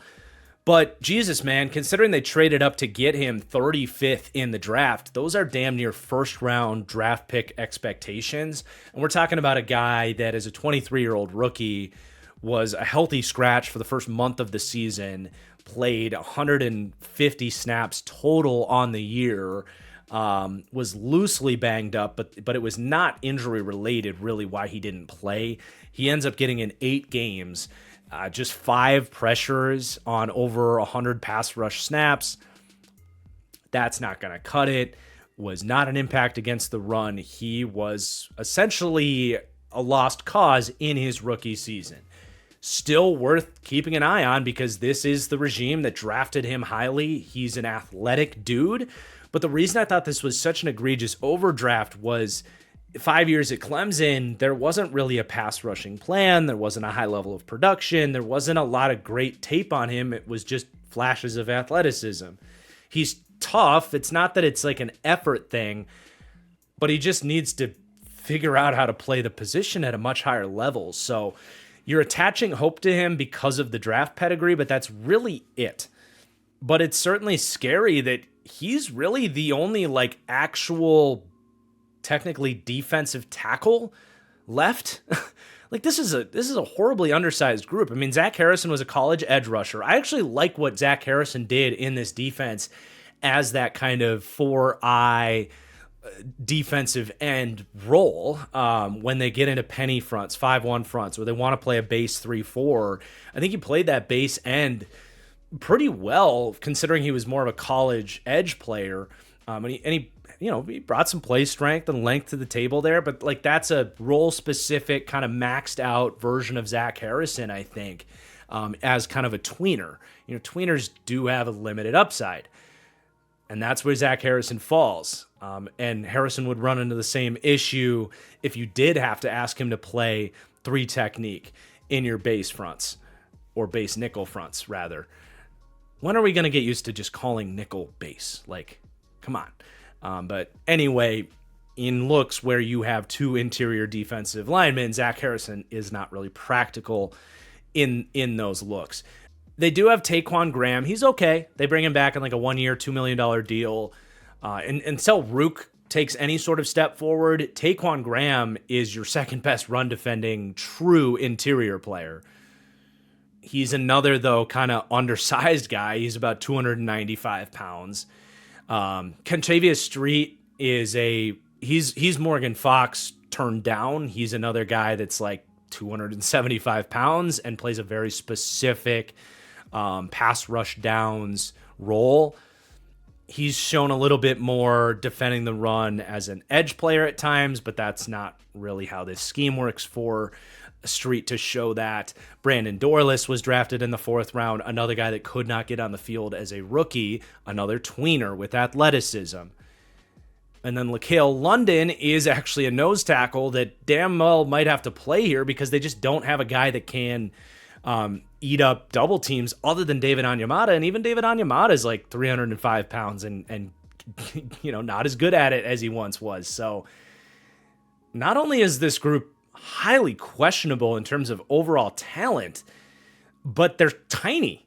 And 2 years ago, this Falcons defense was actually pretty damn good at stopping the run. They took a step back last year with Raheem Morris coming in, and now you're saying goodbye to Grady Jarrett, who's really a presence against the run. I mean, Jesus, man. I fully understand wanting to get better as a pass rush, and this team needed to do that, but is there not a better way to build this defensive line in a way that you have guys that can actually help you get to 3rd down? I am very worried that this team is going to get gashed, especially with 2 245-pound edge rushers now stepping in to start as rookies that weren't highly touted run defenders coming out. All right. I'm almost starting to question myself why I don't have them ranked 32nd. I guess we'll see if that holds when we get to the team who currently holds my 32nd ranking for D-line run defense. But entirely unproven with the rookie pass rushers, very thin against the run, a group that has a bunch of guys getting older. I'm a big D-line guy, and this group especially is a reason why I think people are going to say I'm a little low on the Falcons, but I think you can probably at least see my reasoning there. But let's continue. The linebackers is another interesting conversation for the Falcons. It's a solid group. I'm not really worried about this group. They don't rank like terribly high. They actually came in 25th for overall linebacker. That felt low to me, but then you look at it and you realize they're not really great in any one area. I do think they got better in coverage because Nate Landman was not good in that department. and Diablo comes in. So like they have a solid enough floor, ranking 23rd to 25th for linebacker coverage. And then they do come in 18th to 24th for linebacker run defense. But that's another area where it's like, all right, the run defense is actually taking another step back here because Landman was actually a really nice run defender for them. Divine Diablo and the rest of these guys that are all going to be kind of in the mix here, not quite the level of a run defender that I think Landman showed to be in Atlanta. But you do have Caden Ellis, who's a very stabilizing force. He has really settled in as a good starting 3-down linebacker here for the Falcons after he came over from New Orleans, where he was more of their LB3 in a very deep group. But a lot of athleticism. These Ellis brothers, we talked about his brother Christian for the Patriots, also a linebacker. But Jonah as well, a 3rd-round pick, edge rusher for the Broncos last year. He can fly around, man. And from a coverage perspective, he does have the speed to turn and run. He can get depth, but he actually still has. He's missing some of that playmaking instincts and coverage feel. It was something watching the Falcons tape where I actually was a little bit underwhelmed whether it was play action, him maybe taking the cheese a little bit too much with his aggressive mentality, or even just dropping into a hook zone.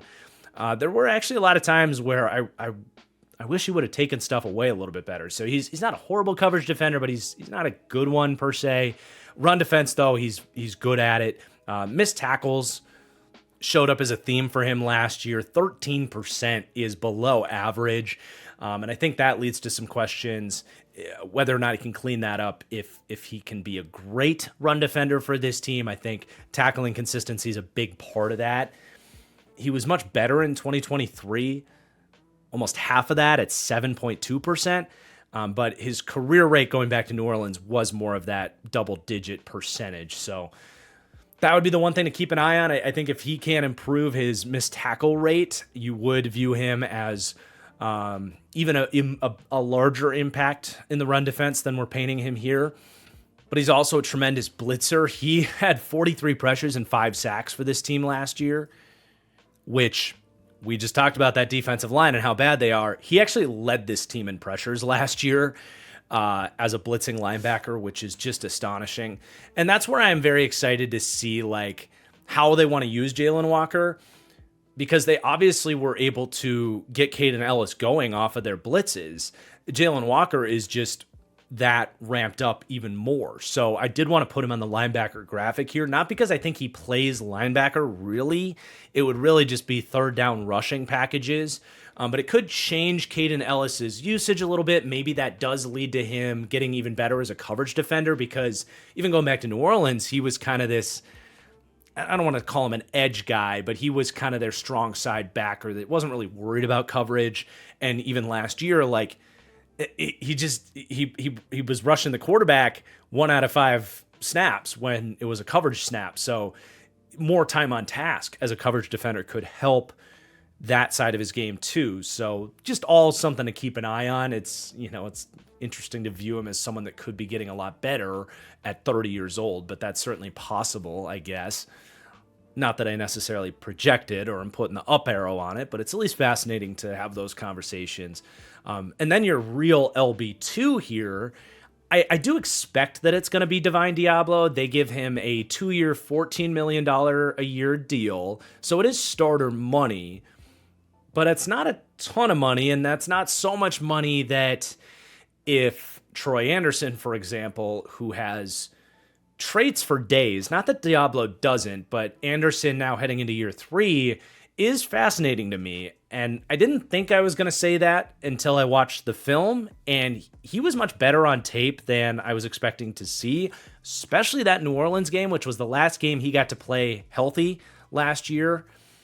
And honestly, that's what makes this really interesting is it's been health for Anderson has been his biggest drawback. I mean, he was very raw coming out, one of these athletic developmental second-round linebackers, but 4.4 speed at his size and the highlights that he can make, there's intrigue in his upside. But he missed a ton of time in his rookie season, missed a lot of time last year. That's where I think they signed Diablo, because they're like, man, we don't know if Anderson can stay healthy. We need to have an LB2 out there for us. But if Anderson is healthy, I don't know that they wouldn't give him an opportunity to start, especially because what he did in the last game he got to play was unreal. Like, I'm now a third of the way grinding tape for these teams. Haven't watched any of Roquan or Fred Warner, so that's going to be something to consider here. But the game Troy Anderson had against the Saints is the best linebacker game I've seen in, I don't know, what, 20, 25 games of tape study, something like that. That feels notable at least. So, yeah, it's probably Divine Diablo, and Falcons fans might tell me it's not a position battle. But I'm at least going to throw it up there and say, if Anderson looks healthy and looks great, I don't think that would stop Atlanta from starting Anderson over Diablo, or at least making it a rotation to see where it goes. Because Diablo, I think we know what he is at this point. To be fair, I always say these second contract athletes at the linebacker position are always worth picking up.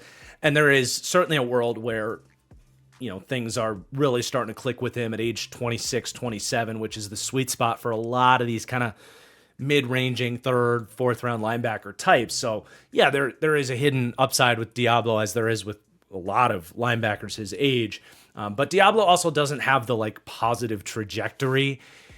The last 2 years have just been very unsubstantial for his time in Las Vegas. For a guy that played safety in college, I mean, he has 2 pass breakups in the last 2 seasons as a starter and 0 last season. So he's just not able to get around the football as much. He's just missing a little bit of something. He is a smaller guy as well, so the run defense side of things is never going to be a great strength for him. He's a little bit more limited in terms of his frame in that way. And missed tackles showed up as an issue in a way that they weren't so much in previous seasons. So the Raiders just kind of were like, we're ready to let you go. And I think it's pretty unlikely that he's going to have that kind of second contract breakout that a lot of these linebackers have. And that's another reason I think Anderson probably has more upside at this point in his career. So we'll keep an eye on that. I do think ultimately whoever wins that battle, you can feel pretty good about the LB2 spot. And if Anderson wins it, there's a lot of potential there for him to actually be a bit of a superstar. I mean, his traits, the sky is the limit for him, physically speaking. And I loved what we saw from him in his last performance. You do have J.D. Bertrand as depth. I liked J.D. Bertrand coming out, always, with the understanding that he's probably just an LB3 type, hence why they signed Divine Diablo. But he's got instincts. He's tough. He made some good plays stepping in for this team last year. Good day 3 pick as a special teamer and a backup linebacker. Josh Woods has played. That's the nicest thing I can say about Josh Woods. And then you got some undrafted types. Caleb Johnson is on this Falcons team, by the way, guys. Not the star running back out of Iowa. A different one. But yeah, there's your linebacker room. It's not going to make or break this defense, in my opinion. They got bodies. I think the floor is perfectly reasonable here. And as we saw with that defensive line, they've got bigger fish to fry in terms of investing in a position group and getting better at a position group. But there's certainly upside with this room to finish higher than 25th, no doubt. Particularly with Troy Anderson, I think, would be maybe the wild card there. But let's go to the secondary. At least Atlanta has something to hang their hat on with this defense, and it is this secondary that's very stable. They have some good depth across the board. Really no complaints about this Falcons secondary. They come in with a B+ grade, ranking 5th to 11th, so kind of sniffing top 5 with this secondary. And I think we can keep this conversation a little bit shorter because it is such a stable unit and a pretty damn familiar unit from where they were at last year. You got A.J. Terrell, who's every bit a number 1 corner. I don't think he's been able to kind of recapture his early career hype and kind of get himself into top 5 consistency at this position and into those types of debates, but he's well compensated. He's an awesome number 1 corner, can do everything. Loves to hit, sometimes will dip his head and misses too many tackles at times. That's maybe the biggest criticism on AJ Terrell. Beyond that, it's just like most corners, he does have some down games in a way that your premium top 5 corners avoid more often. That's really the only negative note I have on him, but I love AJ Terrell. Definition of a number one corner, in my opinion. Your other corners, like, they're fine. They're solid. I would say these are the guys that are keeping the Falcons firmly outside of the top five. Is I do think you can kind of pick on these guys. Like, pick on is, let's say you can go at these guys. Maybe not pick on D. Alford and Mike Hughes, but you can go at them and find some success.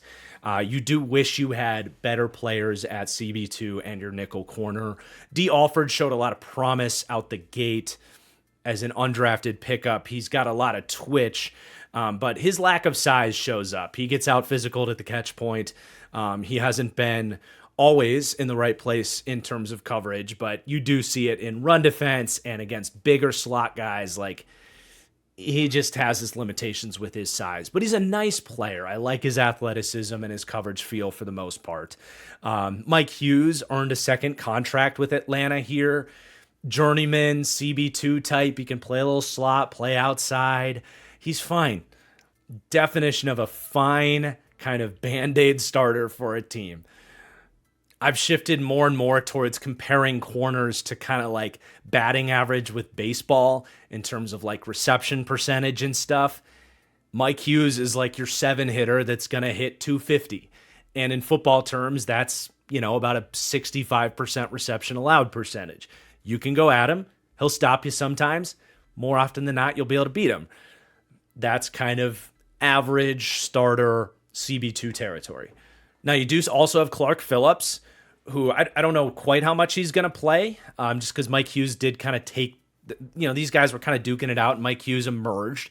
But Clark Phillips played well, too. He's got a little bit more, I think, playmaking instincts in this off-zone system. If Mike Hughes starts to struggle, they will go to Clark Phillips as an outside corner, absolutely. And I think Phillips has shown, like a Darius Williams, similar in this Rams system, that even though he's a smaller guy, he's actually played better as an outside guy in an off-zone style system. So I like Clark Phillips. His size, his lack of long speed, like more limited physical traits, but as a CB 3.5, that's actually really good depth. And he can be slot depth as well. I think Hughes and Clark Phillips can both step in and play the slot. So you're very kind of really just deep and flexible if and when injuries happen. Corners get hurt all the time. So I like that flexibility. And then Billy Bowman, they see him as a slot corner. Definitely not a guy you're going to be sticking outside, I don't think. But I'm interested to see how this goes. Billy Bowman was fun, really instinctive and twitchy coverage defender. But as a safety, I like what the Falcons are doing here because his tackling was so impractical, and he's smaller for a safety. He's under 5'10", 5'9 3/4, and 194 pounds. There's just not a ton of safeties playing at that size, having success in the NFL, especially for a guy that had the tackling issues that he had. But at least from a physical standpoint, that's much more average size for an NFL slot corner. He's still going to have to learn how to tackle, but if he can clean that up, I'm at least interested to see how this goes. And he honestly makes more sense as a 4th rounder and a slot corner prospect in a draft that did not have many good slot corners than he would as a safety to me. So I'm at least interested to see where it goes. I don't think he's going to pass up D. Alford and Clark Phillips in his rookie season, playing a position that he's kind of learning for the first time. But as a dart throw on a guy with traits and instincts, maybe 2026 could be interesting for him. Mike Ford's more of a special teamer, and that's probably going to be your 6 in the cornerback room. But then you go to safety, and I think Jesse Bates is the best safety in the NFL. I do. I think there's just nobody that really does what he does in the NFL right now, and that is play free safety at an elite level in every phase. Like, there's so many free safeties that you watch play after play after play, and it's like, yeah, you're being asked to stay deeper than the deepest. They want you to be conservative as in run defense, like don't trigger over aggressively, don't take bad angles, square guys up as a tackler. But Jesse Bates plays as much cover 3 as any safety in the league, as we talked about, and does so without being too far on either side of the spectrum, because there's other free safeties. Think of like Jalen Bullock for the Texans in his rookie season. Not to pick on him, but he's an example of a guy that's like all aggressiveness, and you get some exciting plays, but there's a really low end of allowing explosive plays on the far end of that. Jessie Bates has that balance where you don't get the negative side of things. Like yeah, there's a reason so many defensive coordinators just say, hey, if you're rotating free safety, like just stay deeper than the deepest and play conservative. But Jessie Bates gives you that and some of the best, if not the best, playmaking ability from this position. He just has such a good understanding back there of risk management, when to bait quarterbacks, when to, collapse down on these posts and dig routes. When he just understands when there isn't a route developing behind him to go do something about it, whereas so many safeties just stand there and wait for something to happen. He does this. He plays this position I wish so many other safeties were allowed to play like, and they allow him to be Jessie Bates, which is great. Yes, there are safeties like Brian Branch and Kyle Hamilton whose defenses allow him to be around the ball much more often, playing in the nickel or from a strong safety alignment. And yeah, you're going to end up with more pass breakups and more tackles and more opportunities for highlight plays. But for Jessie Bates to be able to still give you a fair share of that and give you multiple games a year at this point where it feels like he is swinging the outcome of games by jumping these plays on the back end while also not costing you games with busted coverages and over aggressiveness and bad angles, that to me is why Jessie Bates is the best, most valuable safety in the game, at least as an actual safety, like a deep safety.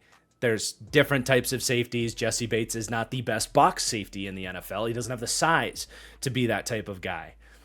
But he has been just such a tremendous addition by the Falcons. And I will end this by just shaming the Bengals. You couldn't find $16 million a year to pay this guy? What a freaking steal. And if Jessie Bates is not asking for a raise, I don't know what he and his agent are doing, because, I mean, you just saw Trayvon Merrick in this division get more than you're getting paid. Cam Bynum got what you got. Like, if you're Jessie Bates, you're looking at those numbers saying, hey, we got to get this over 20 million because I am on a different planet than those guys. So as far as safeties impacting the coverage grade, Jessie Bates does as much as any safety in the league, in my opinion. And then I love the Xavier Watts addition. I hinted at this earlier in the video, but he was a top 50 player in this draft for me. Could not believe he fell as far as he did, and good on the Falcons for pulling the trigger. There were multiple other safeties that tested better that were drafted ahead of Xavier Watts that I think those teams are going to deeply regret not drafting Xavier Watts, who's just a good football player. Don't overthink it all the time, especially at this position. Like, dude, 40 time is not that big of a deal at safety. It's not. Having range is so much more about understanding route concepts and taking risks at the right time than it is about your 40 time. And you know who some of the best safeties in the NFL are? Jessie Bates ran a 4.57. Kyle Hamilton was a 4.59 guy. Brian Branch, 4.58. Xavier McKinney, my high-end pro comp for Xavier Watts, was a 4.58. And Xavier Watts was right in that range, like a 4.58. Like, he has more than enough speed to be a good safety at the NFL level. And 3 picks before the Falcons were able to get Xavier Watts, the interdivision New Orleans Saints threw an absolute bone to the Falcons, in my opinion, drafting Jonas Sanker because he ran a better 40 time. Obviously, time will tell, but that is my take on this. You're talking about a guy that has a rare understanding of this position for a college prospect. There's a reason he had way more ball production than any other safety in this draft, not because he's fast, but because he understands routes, just like a Jessie Bates. He understands when to take risks, how to anticipate route breaks, and actually start covering guys instead of just playing passive like so many of these young safeties do and being too late to react to anything.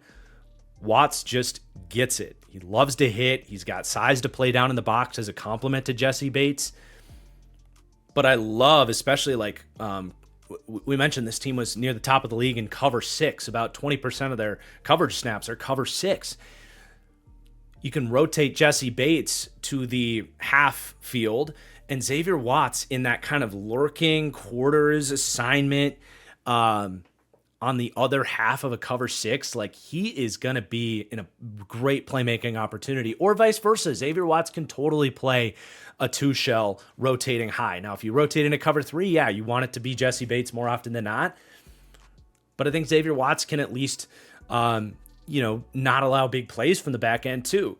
If not, be even more than that as a free safety. So just a huge, huge fan of the Xavier Watts pick. Can't rank him too high, obviously, as a rookie coming in, but if Watts is anywhere close to my kind of high-end pro comp on him of Xavier McKinney, then yes, this is a top 5 secondary in the league. You have really 3 impact players in the secondary, and then non-weaknesses in Alford and Hughes, and that is certainly good enough to be a top 5 secondary. So he's got to prove it, of course. He's got to earn this job, because right now Jordan Fuller is listed as the starter. That's because Raheem Morris worked with Fuller in LA when these two guys were together. Look, if Raheem Morris starts Jordan Fuller over Xavier Watts because he's familiar, I'm gonna be fucking pissed. Like that, I just really don't think that is acceptable. Fuller was really bad last year. He is a guy that is probably below the threshold at this point in terms of athleticism.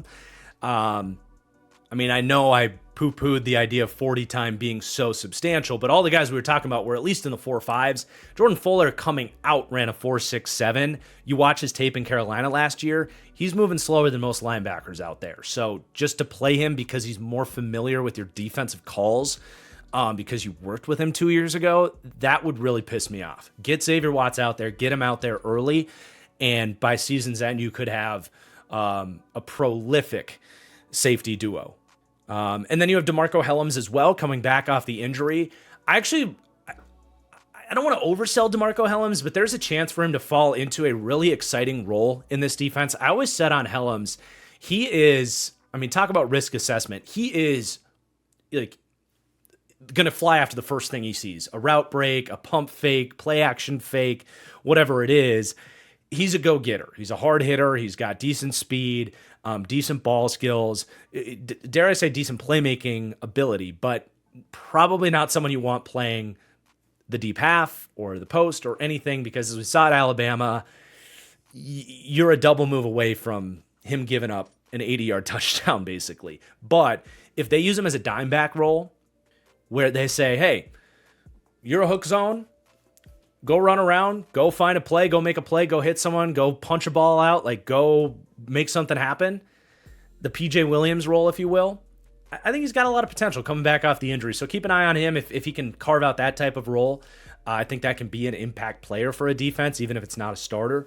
And then you got Kevin King. We'll see if he makes the team with these new additions at safety. And then Josh Thompson was a college corner now at safety. They have, out of the Big 12, they have a Texas corner who's now a safety and an Oklahoma safety who's now a corner in Billy Bowman. But yeah, it's a fun secondary for sure. And at least this defense has something good going for them. But as a big pass rush and D-line guy, the Falcons defense has some major questions. They come in as my 30th ranked defense. I know those watching the series, I know what you're thinking, that this is now the third team we've seen ranked 30th at some point. Just a reminder, sometimes these ratings do change as I dive into my prep on each of these teams. I did feel like I originally had the Falcons coverage grade a little bit too high. I originally had them firmly inside the top 5 with an A- grade. Had to remind myself that Xavier Watts is still a rookie, and those other two corners are far from great. So I think we've got them in the right spot now, but that did push the Falcons defense below Carolina. So just an update for the series. It is now Miami 28 after the addition of Minkah Fitzpatrick. Carolina's 29th, and now Atlanta is 30th for total defense, but 28th in pass defense and 29th in run defense. That's also a major, major concern. Overall, there are certainly pockets of upside with this defense. It's probably not going to all come together this year unless you think Raheem Morris can be an elite coach. That's another factor here. It's like Morris just doesn't stand out as a defensive coach for me compared to so many of the great ones in the league today. But there is upside if the pass rush can come together, if Xavier Watts is awesome as a rookie, maybe even with the linebacker room, if Troy Anderson can break through. This could sniff top 20, but there's still, like, that D-line is so far away that it's just tough to have a good, consistent defense when you have quite possibly the worst D-line in the NFL. But let's begin to wrap things up. We do have to talk some special teams here. So the Falcons come out 24th for me in special teams. Maybe a bit of a surprise here is Younghoe Koo has actually taken a dip in his play as their kicker the last couple of years. I believe he made the Pro Bowl in 2022, but over the last 2 years, he's 9 for 15 on 50-plus yard kicks and 16 for 22 on 40-plus yard kicks. He's been, frankly, below average. So the Falcons rank 25th for kicker. Bradley Pinion has been awesome. They did bring in Jamal Agnew, who should be a good returner. As far as the PFF and DVOA team grades last year, they were 24th for PFF and 29th for DVOA. 24th for overall special teams with a C-plus grade. I don't think this is a group that you're worried about by any stretch of the imagination, but not a special teams either. But before we get to the schedule, let's recap this team overall, starting with their strengths, weaknesses, and most importantly, those pivotal factors that will ultimately decide if this 23rd overall ranking is going to #age like milk. But yeah, their strengths all really come on offense. Running back, receiving weapons, and the run blocking are all strengths for them. Weaknesses, I have defensive line, as we've discussed. And then I put down depth on offense. Just going through these deep dives, it does feel like the Falcons are an injury away from shaky players coming in, a little bit more so offensively than others. So something to at least stash in the back of your mind that the Falcons might be a little bit more dependent on their starters staying healthy. But the big wild cards, obviously Michael Penix. That's the biggest one, far and away. If he plays well, this team should finish better than our 23rd team come season's end. But that defensive line, while it is currently a weakness in my opinion, there is a chance for it to at least be a non-weakness. Not just the two rookie edge rushers, but also those aging defensive linemen. If they can slow their regression at 33 years old, in the case of Onyemata and Floyd and even Morgan Fox, I think is 31 years old, who's been regressing. If they can slow that pace of regression and these rookies can play really well out the gate, then, again, I think the D-line can, at least from a pass rushing perspective, be a non-weakness. It being a strength in year one, I would probably say is off the table. And either way, I think the run defense is going to struggle for that group. And then coaching, man, like we talked about, big year for Raheem Morris to show us a little bit more of just something, whatever that something might be. Culture, it factor, defensive scheming, creativity, young players developing and exceeding expectations under his wing, whatever things you can attribute to a head coach. I mean, there's just not a list of anything too impressive for Raheem Morris at this point in time. And that carries through to Zach Robinson as well, who's just extremely young and still at this point in time unproven as an offensive coordinator. But if he can prove his ability to push the right buttons at the right time, find the right run-pass balance, and maybe even bring a little bit of offensive ingenuity to the table, as opposed to what to me felt like he was basically just running Sean McVay's playbook last year, which there's nothing really wrong with that, but you probably want to see a little bit more creativity than that. So there's upside in that sense too with Zach Robinson, and then the Falcons can lose him and be stuck with Raheem Morris. But let's wrap up by taking a look at the Falcons' schedule. And for those that are saying I'm too low on this Falcons team, they are, in terms of Super Bowl odds, right in this range. They are 21st to 23rd in total Super Bowl odds at 75-1. They are second in this division, which holds true. We've already done the Panthers and Saints. And their over-under is 7.5, which is right in line with about your 23rd ranked team in the league. So at least Vegas would say this is pretty par for the course with this ranking. But their schedule, pretty standard in my opinion. Nothing really stands out to me about it being overly easy or overly hard. I guess the two key things to look at there would be what two divisions did you draw? And then you want to probably get, if you're in the Falcons range, you probably want to get from those divisions, you want to get the more winnable games at home and then take that underdog approach on the road against the teams that you probably wouldn't be favored at home anyway. So they draw the AFC East and the NFC West. I would say that's favorable. The AFC East just might be the worst division in football. The NFC West probably average.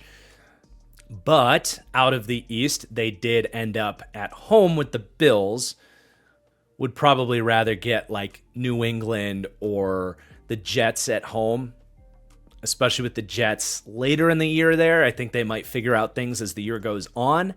Then with the West, you host the Rams, have to visit San Francisco, visit Arizona at the end of the year, a team that is not finished the strongest in Arizona in the Kyler Murray era, so that's nice at least.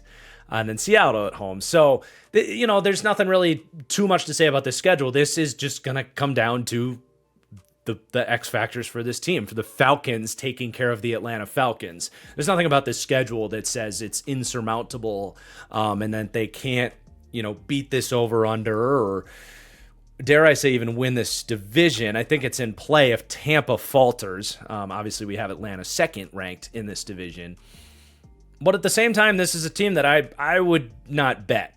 In fact, my math has them right next to what Vegas has, 7.5 win total. But I'm just not a huge fan of betting on or even against young quarterbacks. Like it is just kind of a crapshoot. So it's probably more of a fun team to watch than it is to bet. Obviously, Falcons fans are going to lean towards the side of optimism with this team and taking that over. As a neutral bystander, I would say I'm not going to stop you, but there's not necessarily a lot of value in that line either for the bettors out there. But that is going to do it for our Falcons deep dive. Would love to hear from you guys if I missed any news and notes on this team, any tidbits, if you disagree with any of my evaluations or things I said about these players. And let me know, who do you think comes in with the number 22 ranking in these deep dives? I know we got a couple teams like the Colts and the Raiders that you guys have been waiting on to be revealed. It seems I am just a little bit higher on those teams. We'll see when those guys come in. But going to have some fun for the 4th of July here to our U.S. viewers. Happy 4th of July. To our international viewers, shout out to you guys. It's like 20% of our viewership, which always blows my mind, so I don't want to disclude you guys, but I'm a big 4th of July fan, so we host a big party every year, which is going to be about a day and a half of not working on deep dives between the partying and the ensuing hangover. So we'll see you probably in about 4 to 5 days for the next deep dive, and then it is really full go every 2 to 3 days after that, leading up to the start of the season. So thank you guys for watching. This was a fun one, and I'll see you soon. Peace out.